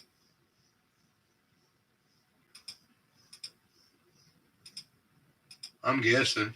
Wonder what it does when he's got you locked for that. That's weird.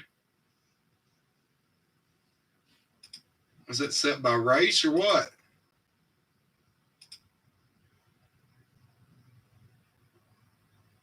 I guess. I don't know. It's weird. Okay. I don't know. When you click it like that, what does that mean? Does it mean they don't advance the level or what?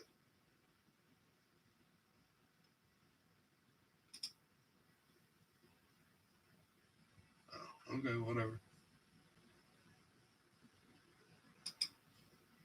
There's more than this, I know. There's more faces in this. There's more faces in this. I know damn well there's more.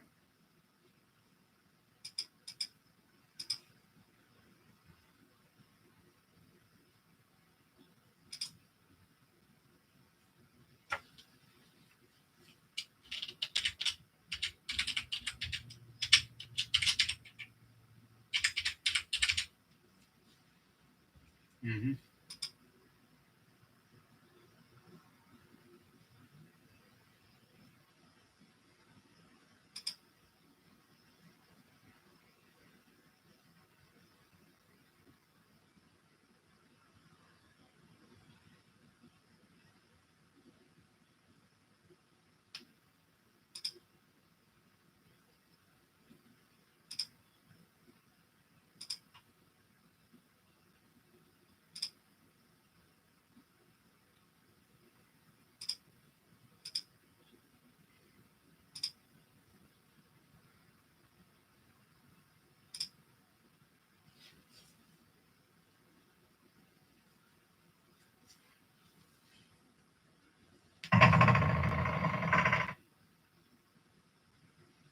You play till you die.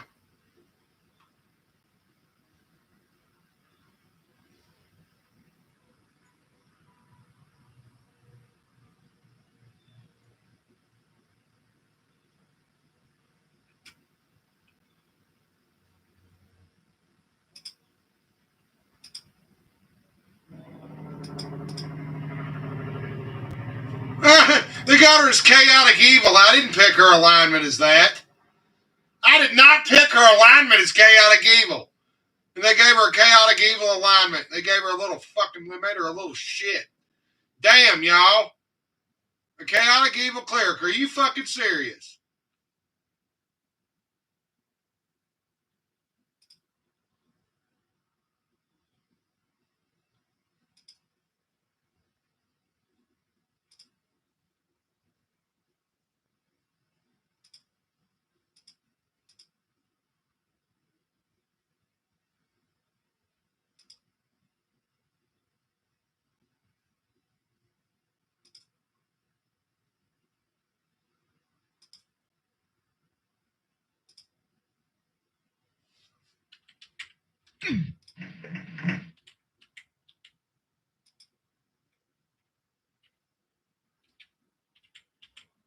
It's got her listed as being chaotic evil.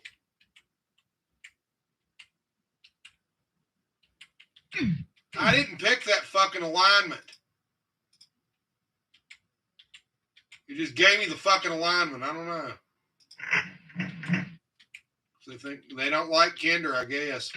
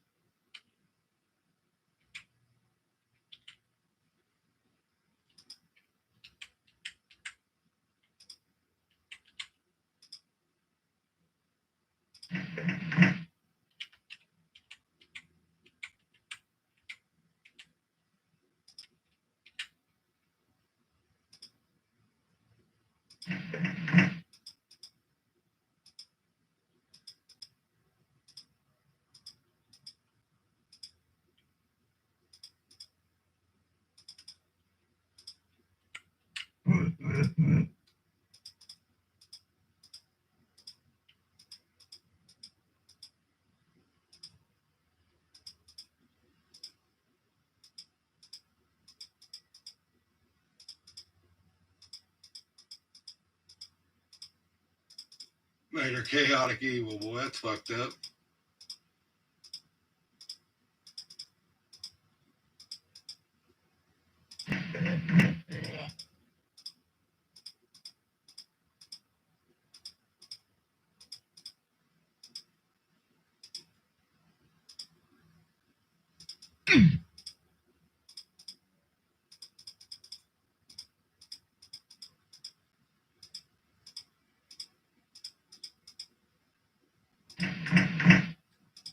I must have fucked up and hit the alignment wrong. I don't know. I did something.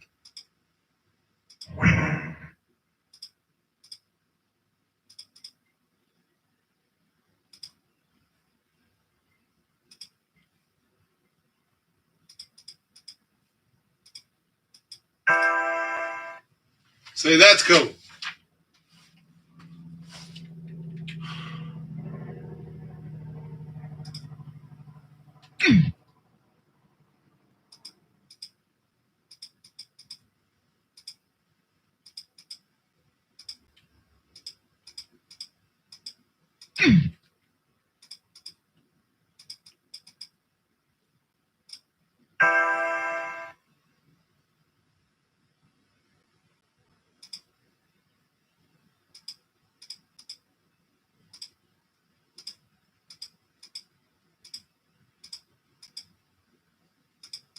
What a bunch of bullshit.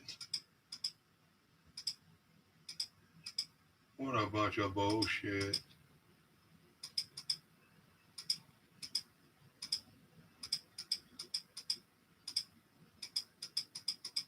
I don't know these people. I don't think I want to know these people. Huh.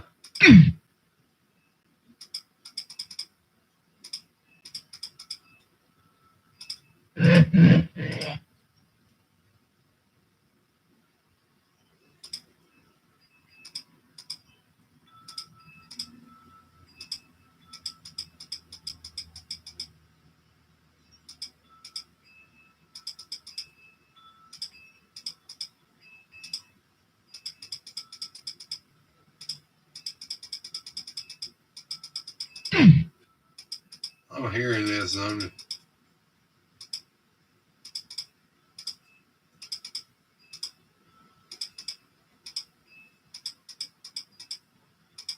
was just thinking they were talking about the giants of Kandahar.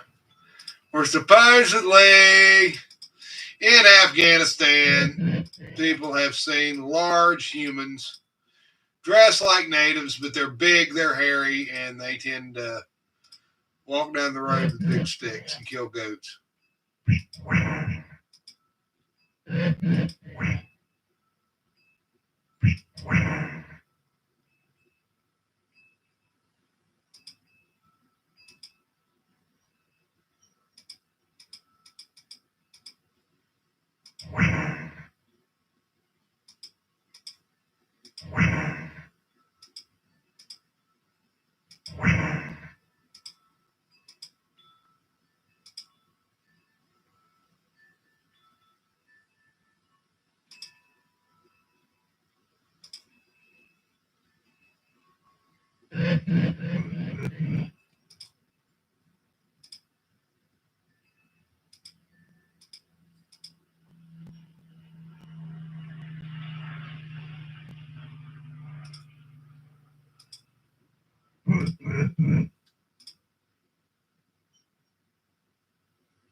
Hey, made my armor class go down. That's cool. Made my armor class go down when I had the bracers.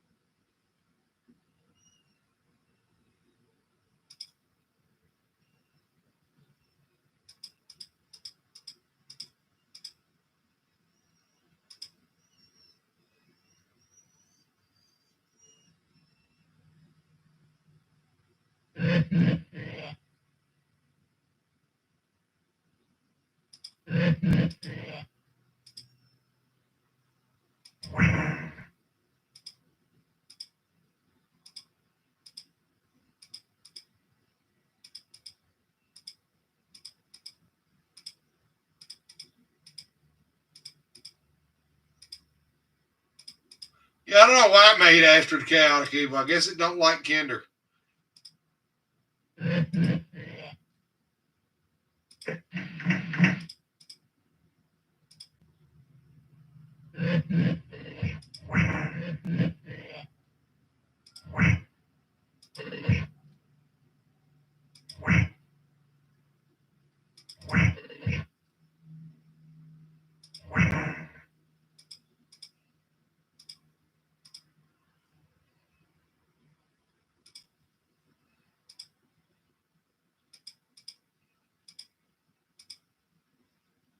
It's a gold coin.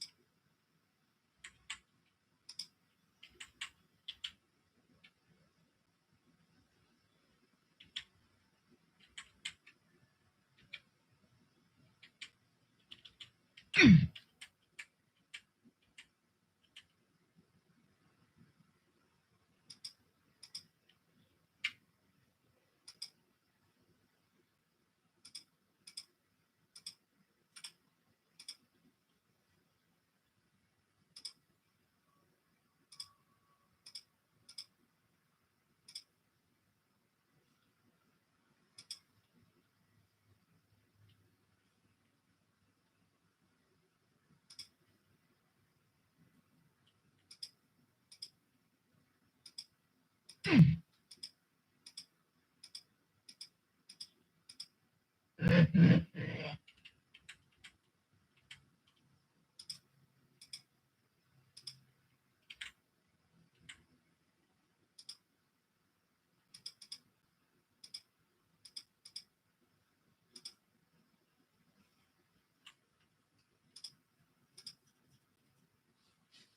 boy.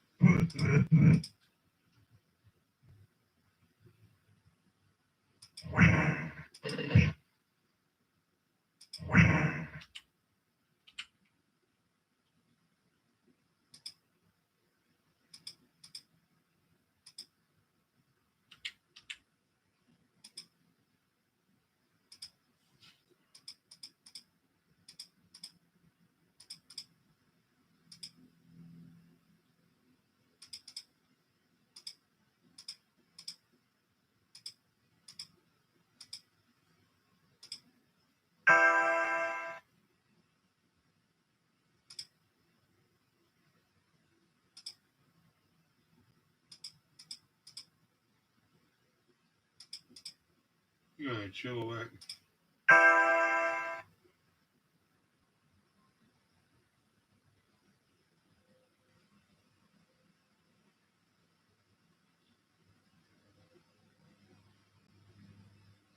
Well, hell.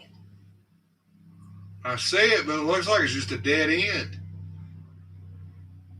I'm missing something. Or I don't have a key or something. Looks it.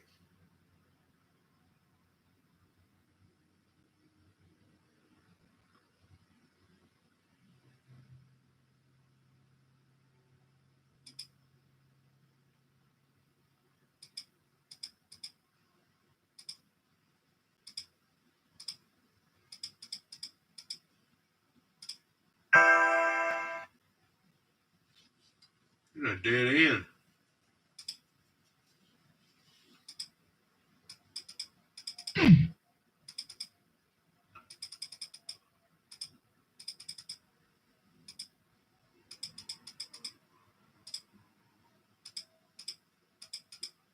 a rat in a maze.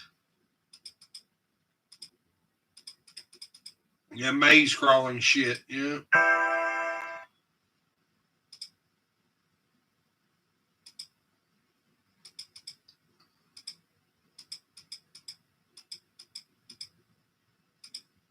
Yeah, I was always up for realistic dungeons myself. I don't get into these weird ass fucking oblong fucking dungeon crawl structures. It's kind of unreal. It's stupid. It's not practical. Don't use it. There's no sense in that. I agree.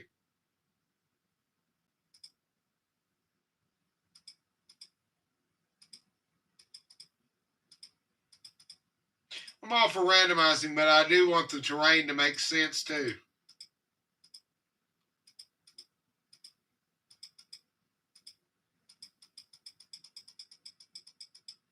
I want that terrain to make sense.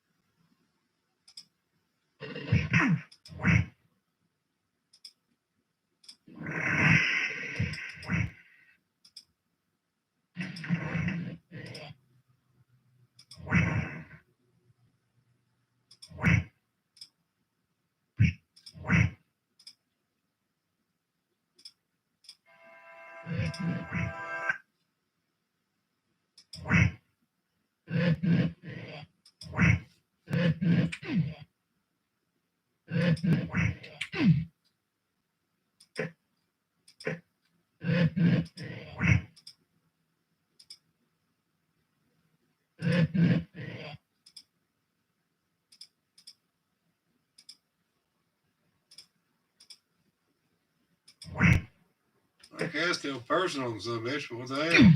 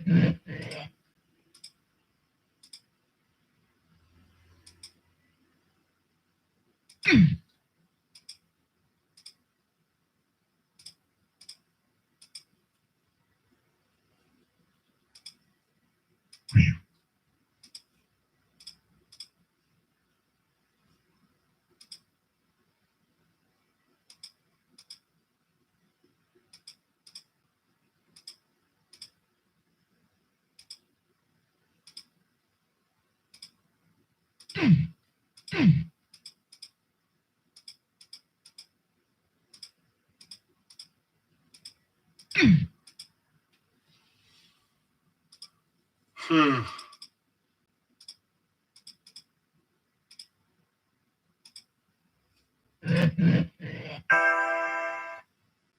Is there anything? I don't.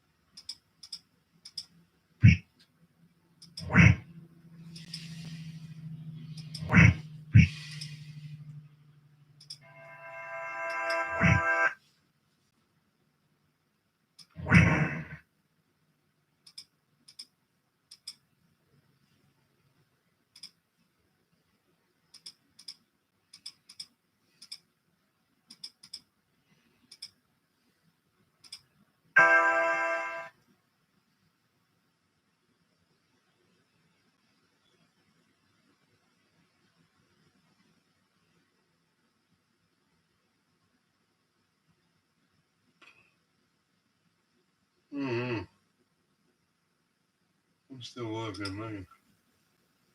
I think it's on the wall somewhere.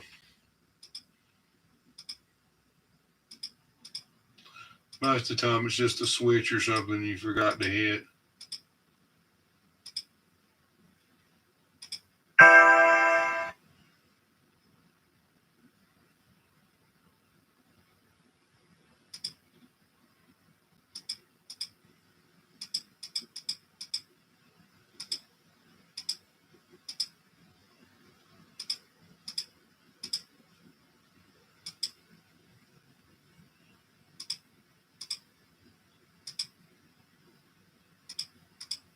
What the hell we doing?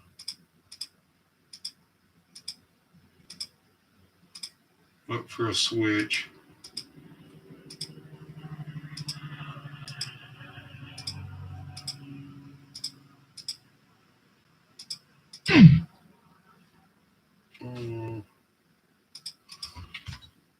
My arm's getting tired. I'm getting tired.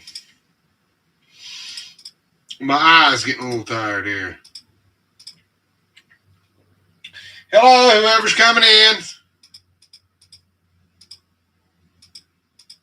I don't know if I can see you in chat or not. If I don't see you in chat, you'll just have to forgive me. I've got it full screen, so I can't always necessarily see you.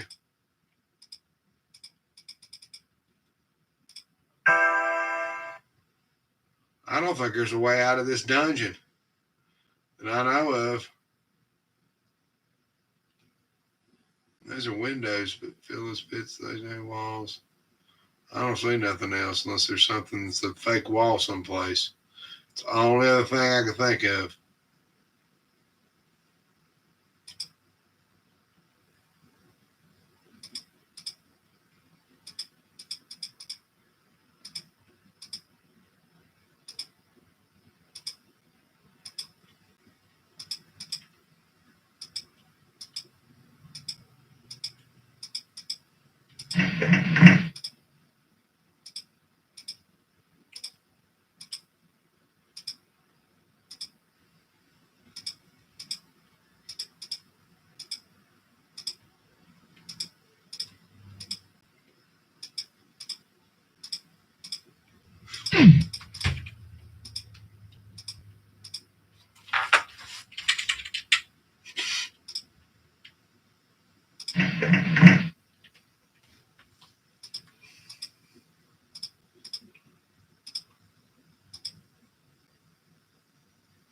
I tell them what.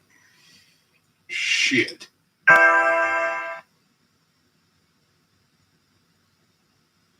Oh, it's all bullshit.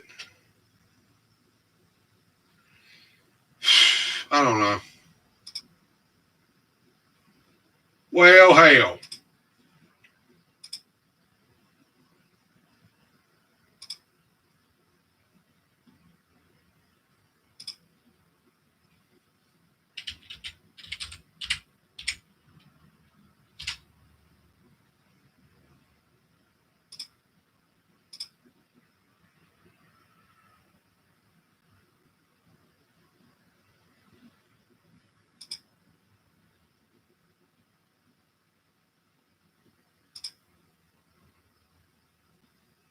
Okay, guys. Hello, whoever's tuning in. I got two people watching. Yeah, we're doing all right. All right, guys. Oh, lordy. Okay, well, I got people tuning in, so that's all right. If y'all can talk to me in chat, feel free to. I'm here. Hello.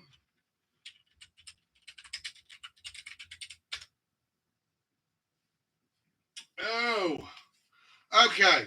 Give me just a second here, guys, and we'll do the next phase of my D&D stream here. I just have to take a break for just a second.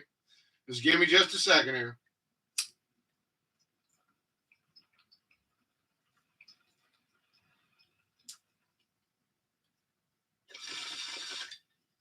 Pay no attention to what you hear in the background.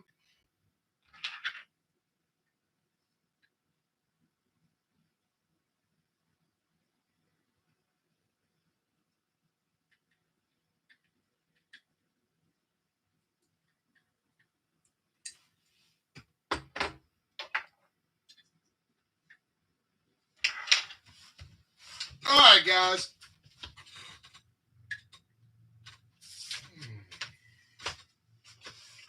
We got somebody doing it in, I guess. All right. Okay, guys. For my last bit here, okay. I don't know how long we've been on, but we've had a pretty good stream so far, far as I can tell.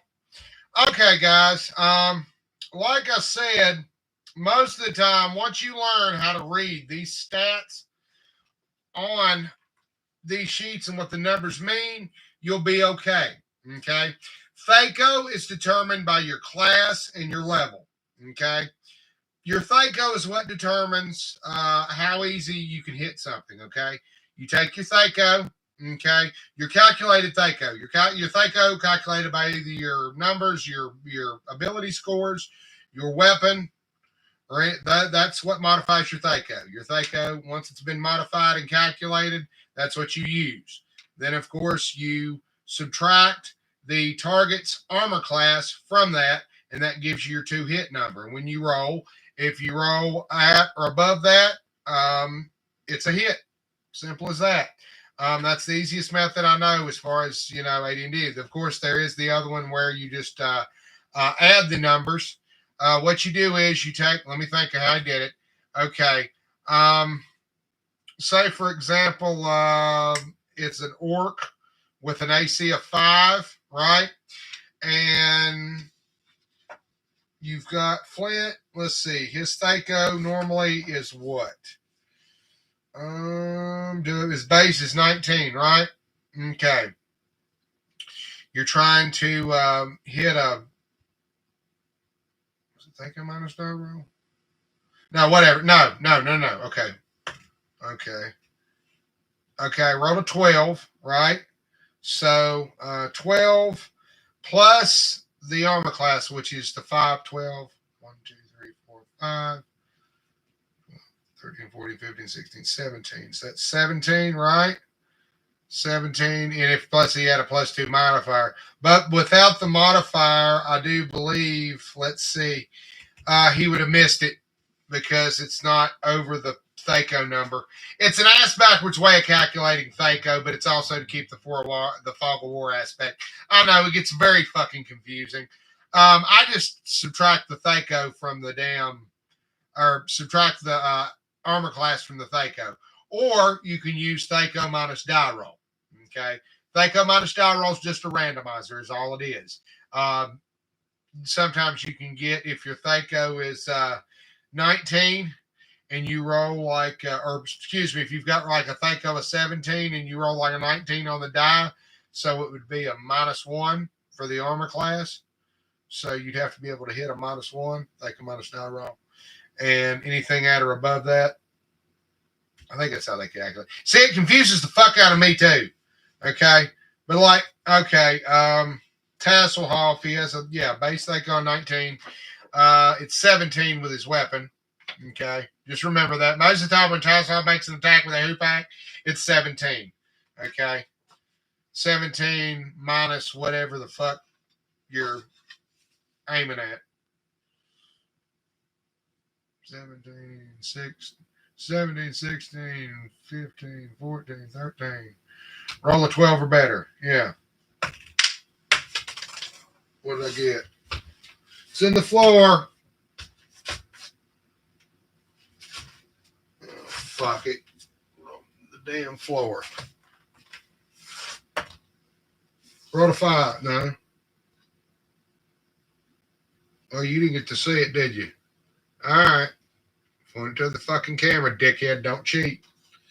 All right. We'll say that a 12 or better does a hit, right?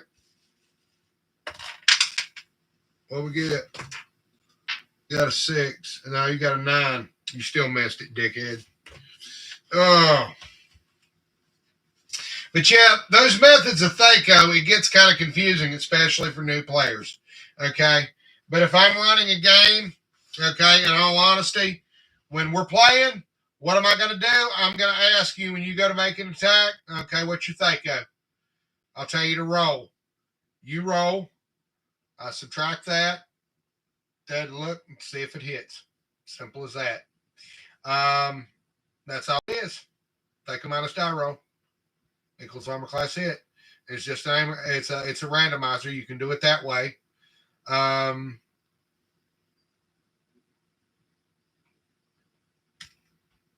Yeah. The natural 20 is always a hit. A 1 is always a miss. And use a damn calculator if you have to. I mean, really, it's not that hard. Combat shouldn't be that damn hard, guys. And after a while, guys, you'll get to the point to where you really don't give a shit about the fog aspect or the war aspect. Combat is just a means to an end. Some people like their crunching or combat. Some people don't. Okay? That all depends on what type of game that you're playing. Okay? AD&D 2nd Edition was meant to keep the combat at least make sense, but it wasn't something that took a whole bunch of fucking know-how to do, and it didn't take forever. Oh my God, I hate fucking long, boring combats. It's so stupid, you know? When you can just, flip a coin. If you hit, you roll for damage, and that's it. I've seen people do it as simple as roll a fucking coin. Heads you miss, tails you hit. Or, heads you miss, tails you hit. And then roll for damage and just keep doing it until one of them falls down. It's the luck of the hit. Whatever the hell. Flip the coin. Got a 4. Yeah. 4 is usually not enough to hit shit. So 4 is only good if you're rolling an ability check, I've noticed. Yeah. Low numbers are only good if you're rolling ability checks because it's the number or less. Yep. Okay. So we're sitting here. Let me give you an idea here. All right, we got it. Yeah, I got people coming in. Okay, hello. We got people here. Okay. We'll go ahead and pretend that we're sitting at the table. Why not? Okay. Let me clear off the table here so you can see the map. See, the way I would set this up if we were sitting down to play, I got all my shit stacked up here, so that's my problem. I would probably have a gopher that would be sitting off camera that I would hand my materials to periodically. I don't have anybody here right now. So like I said, it's just me, myself, and I. And so I have to kind of get everything maneuvered here so I can talk. All right. Let me put this over here. Oh, boy. Okay. I'm getting set up here, guys. Just bear with me just a second. Okay. Come on. Trying to get everything out of the way so I don't knock nothing in the floor. Okay. We'll get this straightened out eventually. I got so much shit piled up on my table, it's not funny. You'd think I would have room, but I don't. End up using my damn bed as the other half of the table just to spread the stuff out. Okay. I need this. I need space, so I'll just start setting stuff on the floor. I'll start clearing stuff out. Start throwing stuff to the side, buddy, if I have to. All right, guys, take a look-see here. Now, I have, oh, shit. Many times as I drop that damn camera now, I'll tell you what, these cameras tend to get shorts in them, so they are somewhat a little bit wobbly. And I have a hard time with them. This one tends to not want to stay up. This was the newer one. The other one kept blocking up on me. So sometimes my camera goes out. You'll know why. All right. What I'm trying to do here is, guys, I'm trying to move a workspace here so I can show you what I'm doing here. The way I've got my setup. I've had all this stuff piled up here. Mostly because I've been doing the audio streams. And when I do the audio streams, I just have all this crap piled up. But normally my table is a little bit more tidier than this. If I've got it set up for a role-playing session, it would certainly be more tidier. Okay, so you can see everything. See, I got the stuff for Planescape Torment and DragonLance and everything other hither and yon. We'll get it straightened out in just a second, guys. Okay. Keep my damn materials. Okay. This is just my main stuff. This is my... Yeah, this is my, okay. This is what I consider my meats on my DragonLance source material stuff. Most of the time when I sit down for a DragonLance game, I will keep the bare minimum for the character stats here. I'm going to go ahead and keep my I keep my normal little traditional thing here. I got all my baddies roster here. I got my normals, my normal roster. Kron, Surrender. Yep. Surrender and Kron. Couple little backup pieces. This is later on. These are later levels. This one is a Raceland that is Magic User level 11. I got to check and see what his Thaco is because it don't have it written on here. See, this information is not given to the players. DM is supposed to have that. Yep. All right. It's just my normal monster stuff. This is just the basic DragonLance character card thing. You know. So you recognize what that is. That's the Temple of Mashakal. Okay. All right, guys. What I've done, I took the original DragonLance Tales of the Lance box set map. It's folded in half. And I've got it pointed here at my table. Okay. Now, I've got some character cards here. These are some of the ones that are of Tanis and Lorana. These are Uber level. These are like hero level cards. These are ones that would be set after the War of the Lance because their stats are a lot higher. Okay. All right. I wrote down most of the Thacos for them. I need to take a drink real quick. Like I said, guys, you can type in the chat. I can talk to you if y'all. Feel free to talk to me in chat.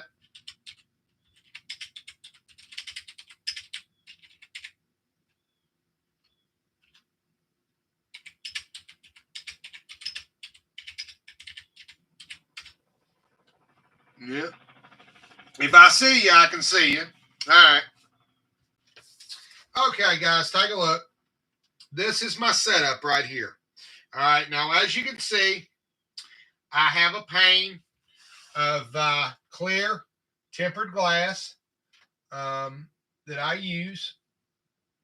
And just the light here a little bit. I don't know. The glare might be a little bit much on the. All right. We'll move it off. We'll move it over this way. Well, I don't think that's going to help, but whatever. We'll figure it out. Okay. It's not that damn important, is it? Yes, it is. Actually, it is. If you're trying to see on a battlefield, you would. Okay, guys, what I would do here is the way I'm going to set this up. See, you can use a camera and pivot this damn thing anywhere you want it pretty much on this game board. Okay? It's not that damn hard. Okay? See, like this right here. Now, granted, it's upside down, but if I need to talk to somebody or whatever, this is the way we'd set it up. Okay? Right here, you have this. All right, now see, as a narrative element, if I'm going to do a story, okay, it's not hard. Now, I already got my maps, okay, so, of course, I got all this freaking clutter. Move them over here. Okay. Move my figures over a little bit. See, I got my little tokens here. See, I liked using my tokens, really. My tokens were cool. Yeah, they still are. I made them. I made these. See, these are cool, too. See, because you could use these to place on the maps, right? Yeah, Raceland, Dalamar. We use that one for Astrid. But, yeah, Lorana and Tanis. So, these would be used for the markers. And see, you could use these to point out details. I'm giving you guys some ideas here, okay? If nothing else, if I never get to sit down with any of you all and play Dragonlance, I'm at least giving you guys some ideas to use at your own sessions. If at least one of you all comes away with an idea and says, you know what, I'm going to take that and I can do that a little bit better than that guy and make it into something, I applaud you, okay? Like I said, if you think you can make this work, by gosh, all means, guys, do it. Please do. Oh, my gosh. I mean, that's all it takes, really, okay? All right. Well, let me keep from knocking my damn camera over. I'll be all right. All right.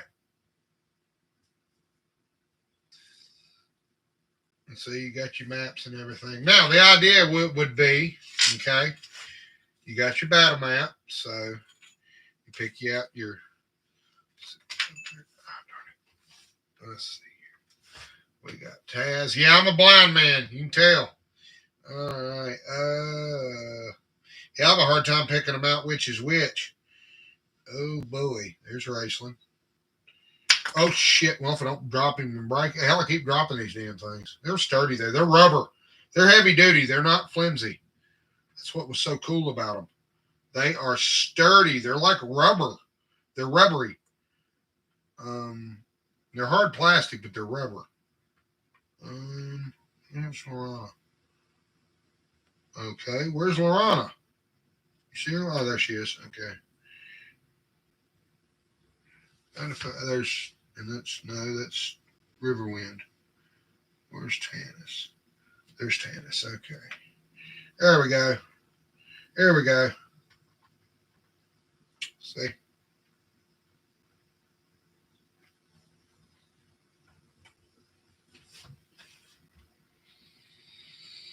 Okay. Man, them things look good. I love these miniatures. Oh my God. That camera does not do them justice. I'll tell you that right now. That camera does not do these miniatures justice because, man, oh man, these things are pretty as a picture.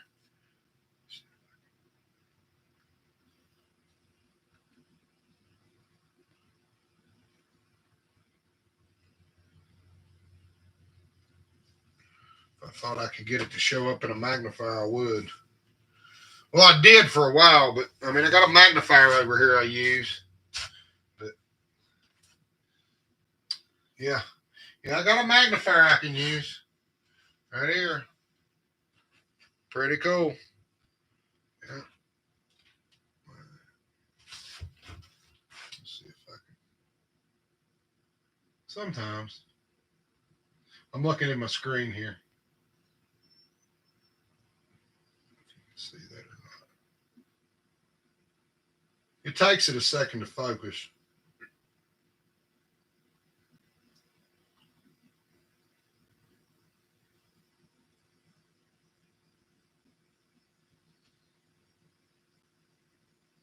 I'm looking here on my monitor.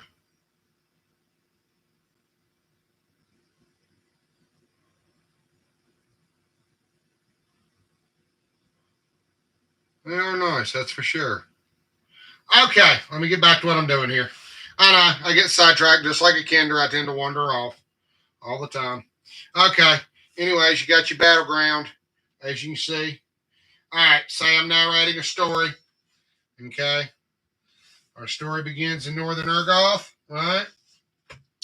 Taz has come in on the boat. Okay, he's traveling with. Yep, they're in Urgoth, as you can see. All right, now, cool thing about this is I can draw on this glass. All right, because it's a erasable whiteboard. Okay, so they got 3 places they can come in to Northern Urgoth. Okay, we're going to move Raceland and Dalamar out of the way here. Okay, but you've got Taz, you've got Lorana, and you've got Tannis. Okay, Taz gets a note from his mother. Okay, wishing him well, saying that she is okay and that she is staying at Hilo Citadel.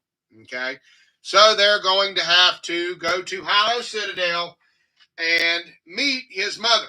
Now, getting there is going to be the problem because there's only about 3 ways in. All right. First way you would think would be to go from Coastland Port into Hilo. You don't want to do that. Okay. Reason being, Hilo Port is horribly maintained. The gnomes and the kinder at Hilo Port, they have a problem of taking all of the surrounding, and I wrote about this too. I actually did the segment on it. They have a problem of taking all the docks and the wood and shit and running off with it. So sometimes you'll go to park the ship and there'll be nothing attached to it, and your anchor will disappear, all kinds of stuff, and then it just takes off, gets legs and walks off, and then you're stranded in Hollow. So even people like McKesta are not going to go and stop there. So that leaves that out, going into Isle of Port. Sometimes if they screw up, it'll go inland, and once it gets down here into Lookit Falls, see, they're screwed because it's a three-tiered waterfall. It comes into that inlet right there and ends up going over the falls and the rest of the debris. So they end up cleaning all the debris out of there. That's where they get all the ship stuff. Now, what's funny, okay, people that often get their ships crashed, they can find pieces of it, usually at either, you can go to like if you happen to get in a shipwreck near Hollow Port, 9 times out of 10, you can go to probably either Kermath or Curlee and find pieces of the wreckage. So if it crashes. Okay, now then, let's see here. You could get off at Manic. Now, Manic, the problem with Manic, it's a pirate port. And it's also a peaceful goblin-inhabited settlement, okay? The south part is mostly inhospitable desert. There's desert nomads and goblins. For rational thinking people, they'd see this shit and go, oh my God, there's nobody in their mind that would get off right here and come in that way. Now, the civilized people from Solamnia, most of the time, they'll do one of two things. They'll either sail around or through past. You can't really go through here because it gets kind of shallow up in here. You would think that you could, but actually, believe it or not, you can use small craft, and that's about it. Most of the time, they have to go down through the Straits of Algony and around, up and around past San Christine. They have to sail up and around. Or they come in up to the top part this way, okay, if I'm thinking correctly, okay, they'll come this way, okay, come around, and they'll land at Gwynedd, okay, or they can come in from Sandcrest. Most of the time, it's easier just to sail completely from usually southern Urgoth from Sandcrest and then on to Gwynedd, okay. Northern Urgoth is extremely hard to get into, guys.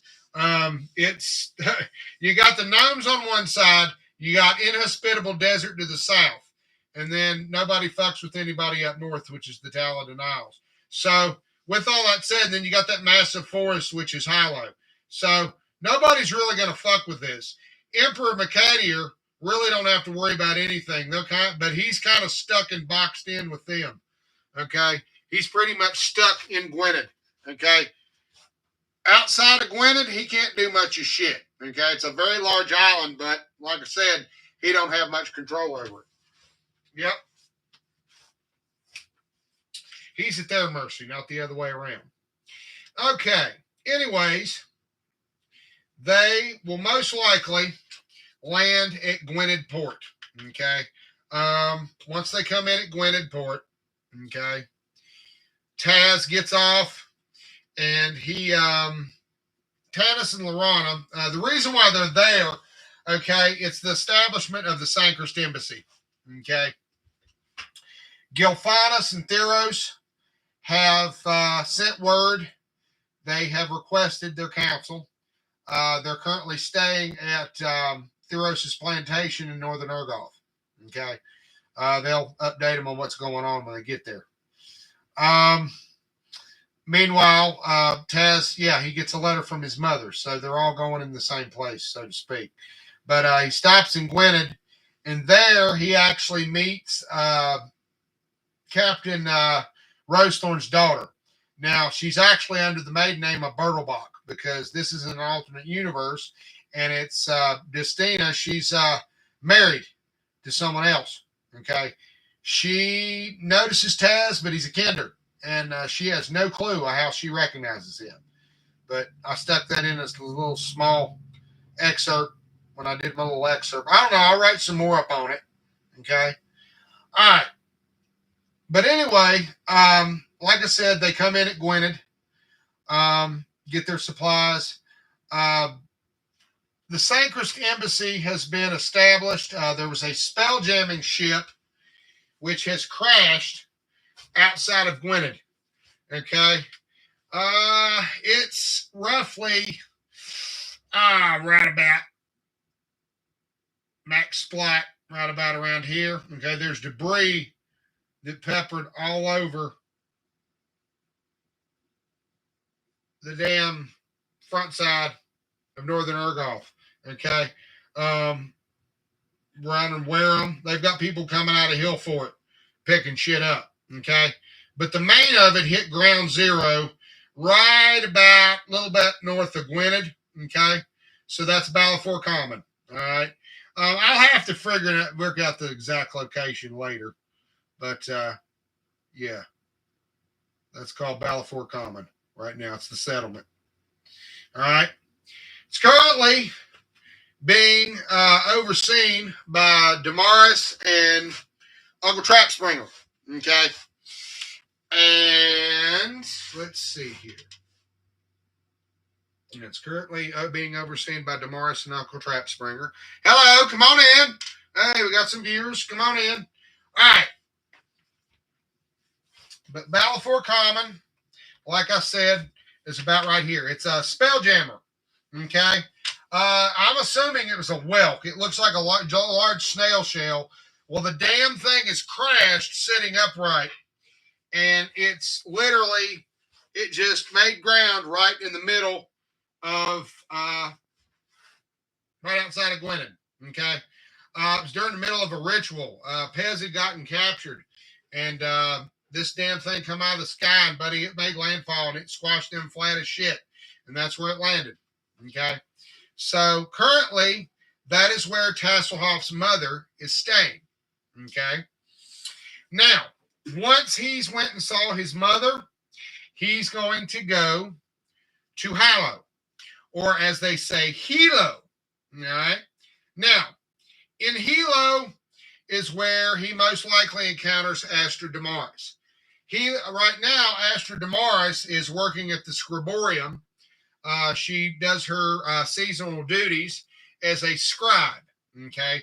It's basically just a fancy bookkeeper, but she helps at the Scriborium in Hallow Citadel. And that's where she's at. Okay. Currently, when you get there, she's waiting and Pez hasn't shown up. And so she may ask you to go find Pez.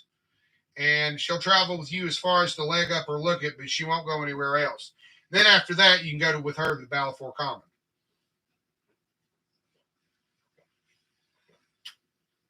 But as you can see, guys, all right, I don't know if you can see that, but see how I can mark this? If I need to do anything on here, like I said, guys, if you guys get a couple of ideas from this, I've done my job. Okay. So, like, say you're pointing out a battle or something and you've got like your players.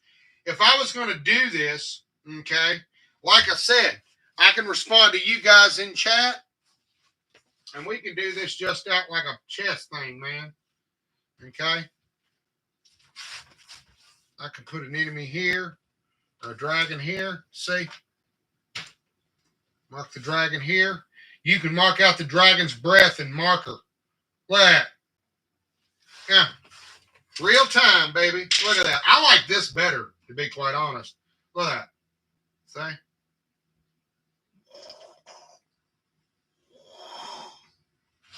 See? See? So if you have to measure out a dragon's breath, I don't know, that's probably not the correct measure. Bill's going to bust my ass for doing that wrong. But anyways, you know, or you can just add effects. You can put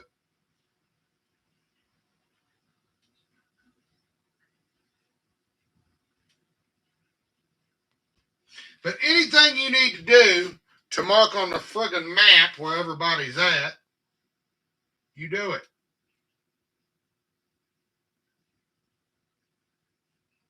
You know, you can do play-by-plays. You can do snap plays. You can set something up. Say if you want to demonstrate a tactic for somebody, okay? Say you're giving a talk and you want to demonstrate something as far as, you know, rolling, making a attack roll, whatever, you know, a certain scenario. This is an easy way to do it. It's not hard at all, okay? Yep.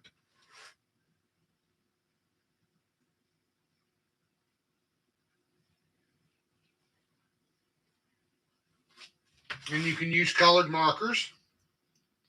Yep, I got colored markers. I got all kinds of colored markers. So yeah, you can use colored. Oh, where? Oh well. Says I can find them, guys. Here we go. I got to get the right colors here.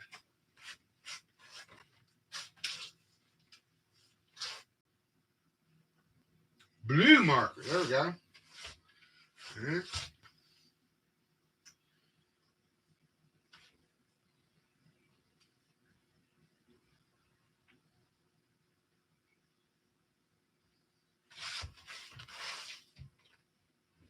There you go. Is that cool or not? Yeah, you know, I mean, it's not bad at all. Not bad at all. Not bad at all. Yeah.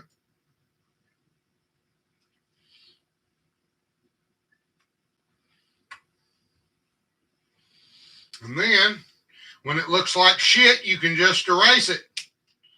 You know, and that's the cool thing about it. You don't leave a mess. So,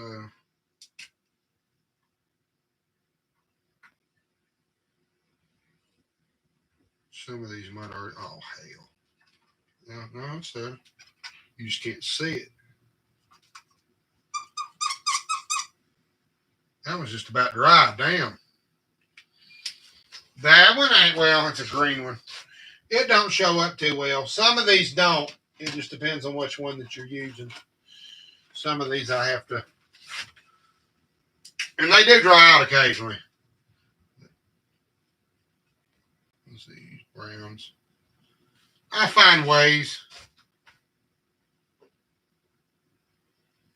Yeah, brown don't work too good on a background like that. But like I said, you know it. But if you have to do anything like fucking specific roots or stuff like that, you know, hey, that's pretty cool. All right.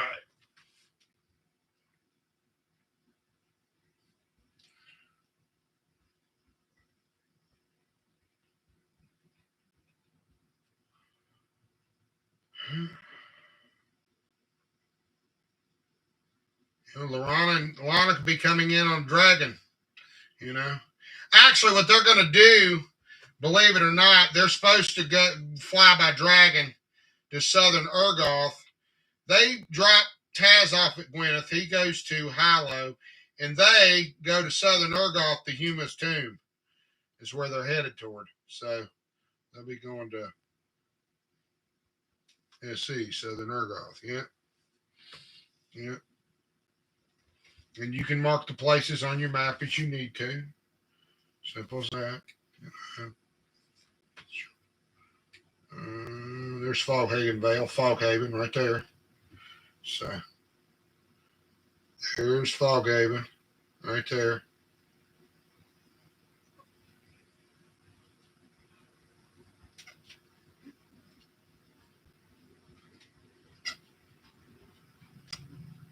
You know, I like doing that. I love doing that. I mean, that's so cool. It's a nice, handy, easy way to do this. So, like I said, guys, yeah, it's not going to be very hard to do AD&D. I mean, look what you got here. I mean, I can do this. I can work with this. This ain't hard at all. As long as I got an audience to coordinate with and I got people to talk to, I'm good. So that's something to consider, guys. Like I said, get a hold of me. That's what we can do. We can set something up. All right. See there? Pretty as you please.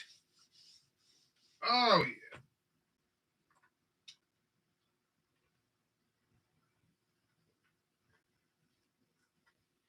yeah.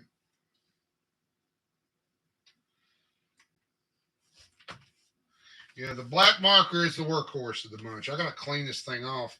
Yeah, occasionally you got to clean it, but like I said, it's a painted tempered glass. And all you got to do is just slide your stuff underneath it, you know, so I can write on it and then I can erase it. You know, that's pretty cool. I just slide it over. I can use a little ruler and just slide it over. With the glass tokens, I prefer to slide them. Too rough on my miniatures that I bought. I know you're probably sitting there going, don't imagine. Look, if I painted them, I probably wouldn't be so rough with them. Okay? In all honesty. See, I painted that one. That one was painted many, many years ago. That's my Dark Fire of the Dragon. Yeah. Yeah, he's missing he lost a finger or two when that thing fell. His fingers are sitting over there. I got to glue his fingers back on. The dragon, he lost his fingers. He lost his paws. He's going to be pissed. Yeah. Oh, boy. Wow, guys. I've been streaming for 2 hours and 34 minutes. We've been a lot. Okay, guys. But I want to thank you all. And like I said,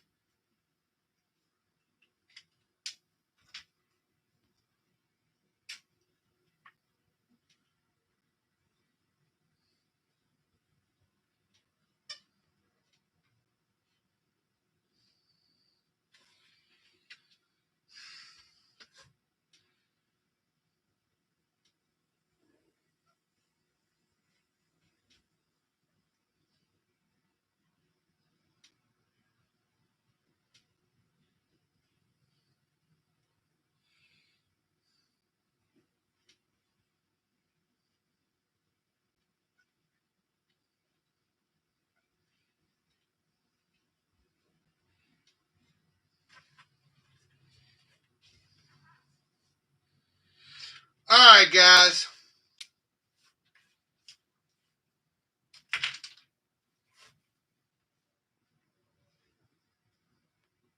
Thank you all for tuning in.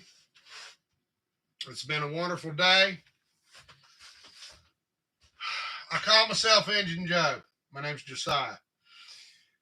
I don't know if it's the best in the world, but I do with what I got. I've been a DragonLance fan for a good portion of my life. Okay, I picked it up when I was 12, and I haven't forgotten it since. It's brought me, it's been kind of turbulent, but it's brought me a lot of comfort over the years. It's one of the few things that I do enjoy that's been a constant for me that I can consistently enjoy. I enjoy writing it. I enjoy reading it. I enjoy playing it. Simple as that. All right, guys. Like I said, go out and get you a copy of the new book. Take a look at it if you want. You know, go to a library for a change. Get out, read a book, okay? If nothing else, go to your library. Check out some of the older Dragonlance books if you can find them. Like I'm saying, Dragonlance books are starting to become a little rare. Penguin is supposed to be releasing a Dragonlance omnibus in the UK as well as the United States. They're taking pre-orders now. Go to Margaret Weiss's website and look. I think it's on there. All right, guys. Well, I want to thank you all for tuning in. I'm going to go ahead and round this out. I'm going to take me a little bit of a break and collect myself. Like I said, I can get on anytime and stream when I want to now that I've gotten a handle on this. It's just getting used to this format. I don't have my be right back screens and stuff, but I'll get that eventually. I'll get a groove and get a notion of how I want to do stuff. But right now, I'm just now getting stuff set up. My vision wasn't doing too great right now. You know, juggling my health, stuff like that. I have to, in between writing stuff out and figuring out what I want to do, most of my time has been used up by doing these audio segments, the story stuff. I'm a writer. like I said, I like to write and I like to read and I like to, watch movies and stuff like that. So that's a lot of where my focus is at. I do like gaming and I like the gaming aspect, and I game a shitload. Hell, I played GoldenEye for 4 hours last night on Twitch. Yeah, go look on Twitch. I sat and played GoldenEye for 4 hours. Okay, so there you go. All right, guys. Thank you all for tuning in. It's been wonderful. As you can see, I am definitely a Dragonlance fan. Okay? Don't ever forget that. Just like you guys. Okay, guys. It's been absolutely wonderful. And yes, this means all of you. Okay? Any of you all out there, not just me. If you got anything Dragonlance, share your content, guys. Like I said, put it out there. Let people know about it. Talk about it. Okay. Thank you, guys.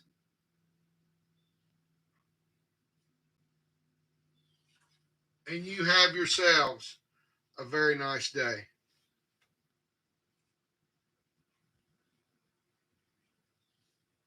This is Engine Joe. Y'all roll on. Righto, righto.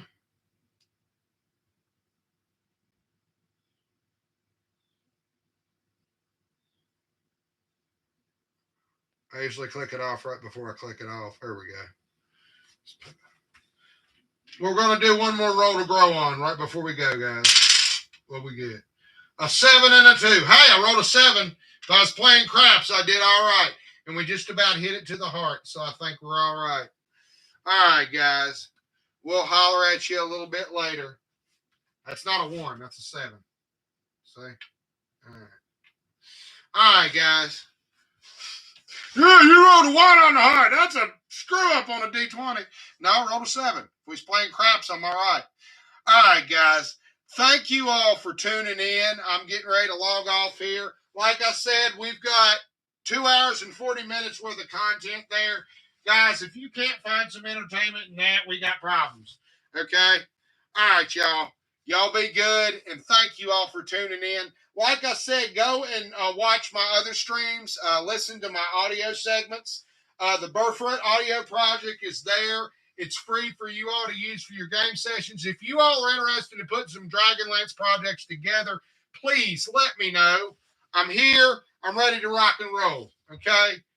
It can't be any worse than the stuff that Wizards of the Coast has done. So, like I said, guys, let's do something. Okay? Let's do it. Let's do it. Let's do it. Let's do it. All right, guys. Thank you all for tuning in. We're going to go ahead and roll it out. All right.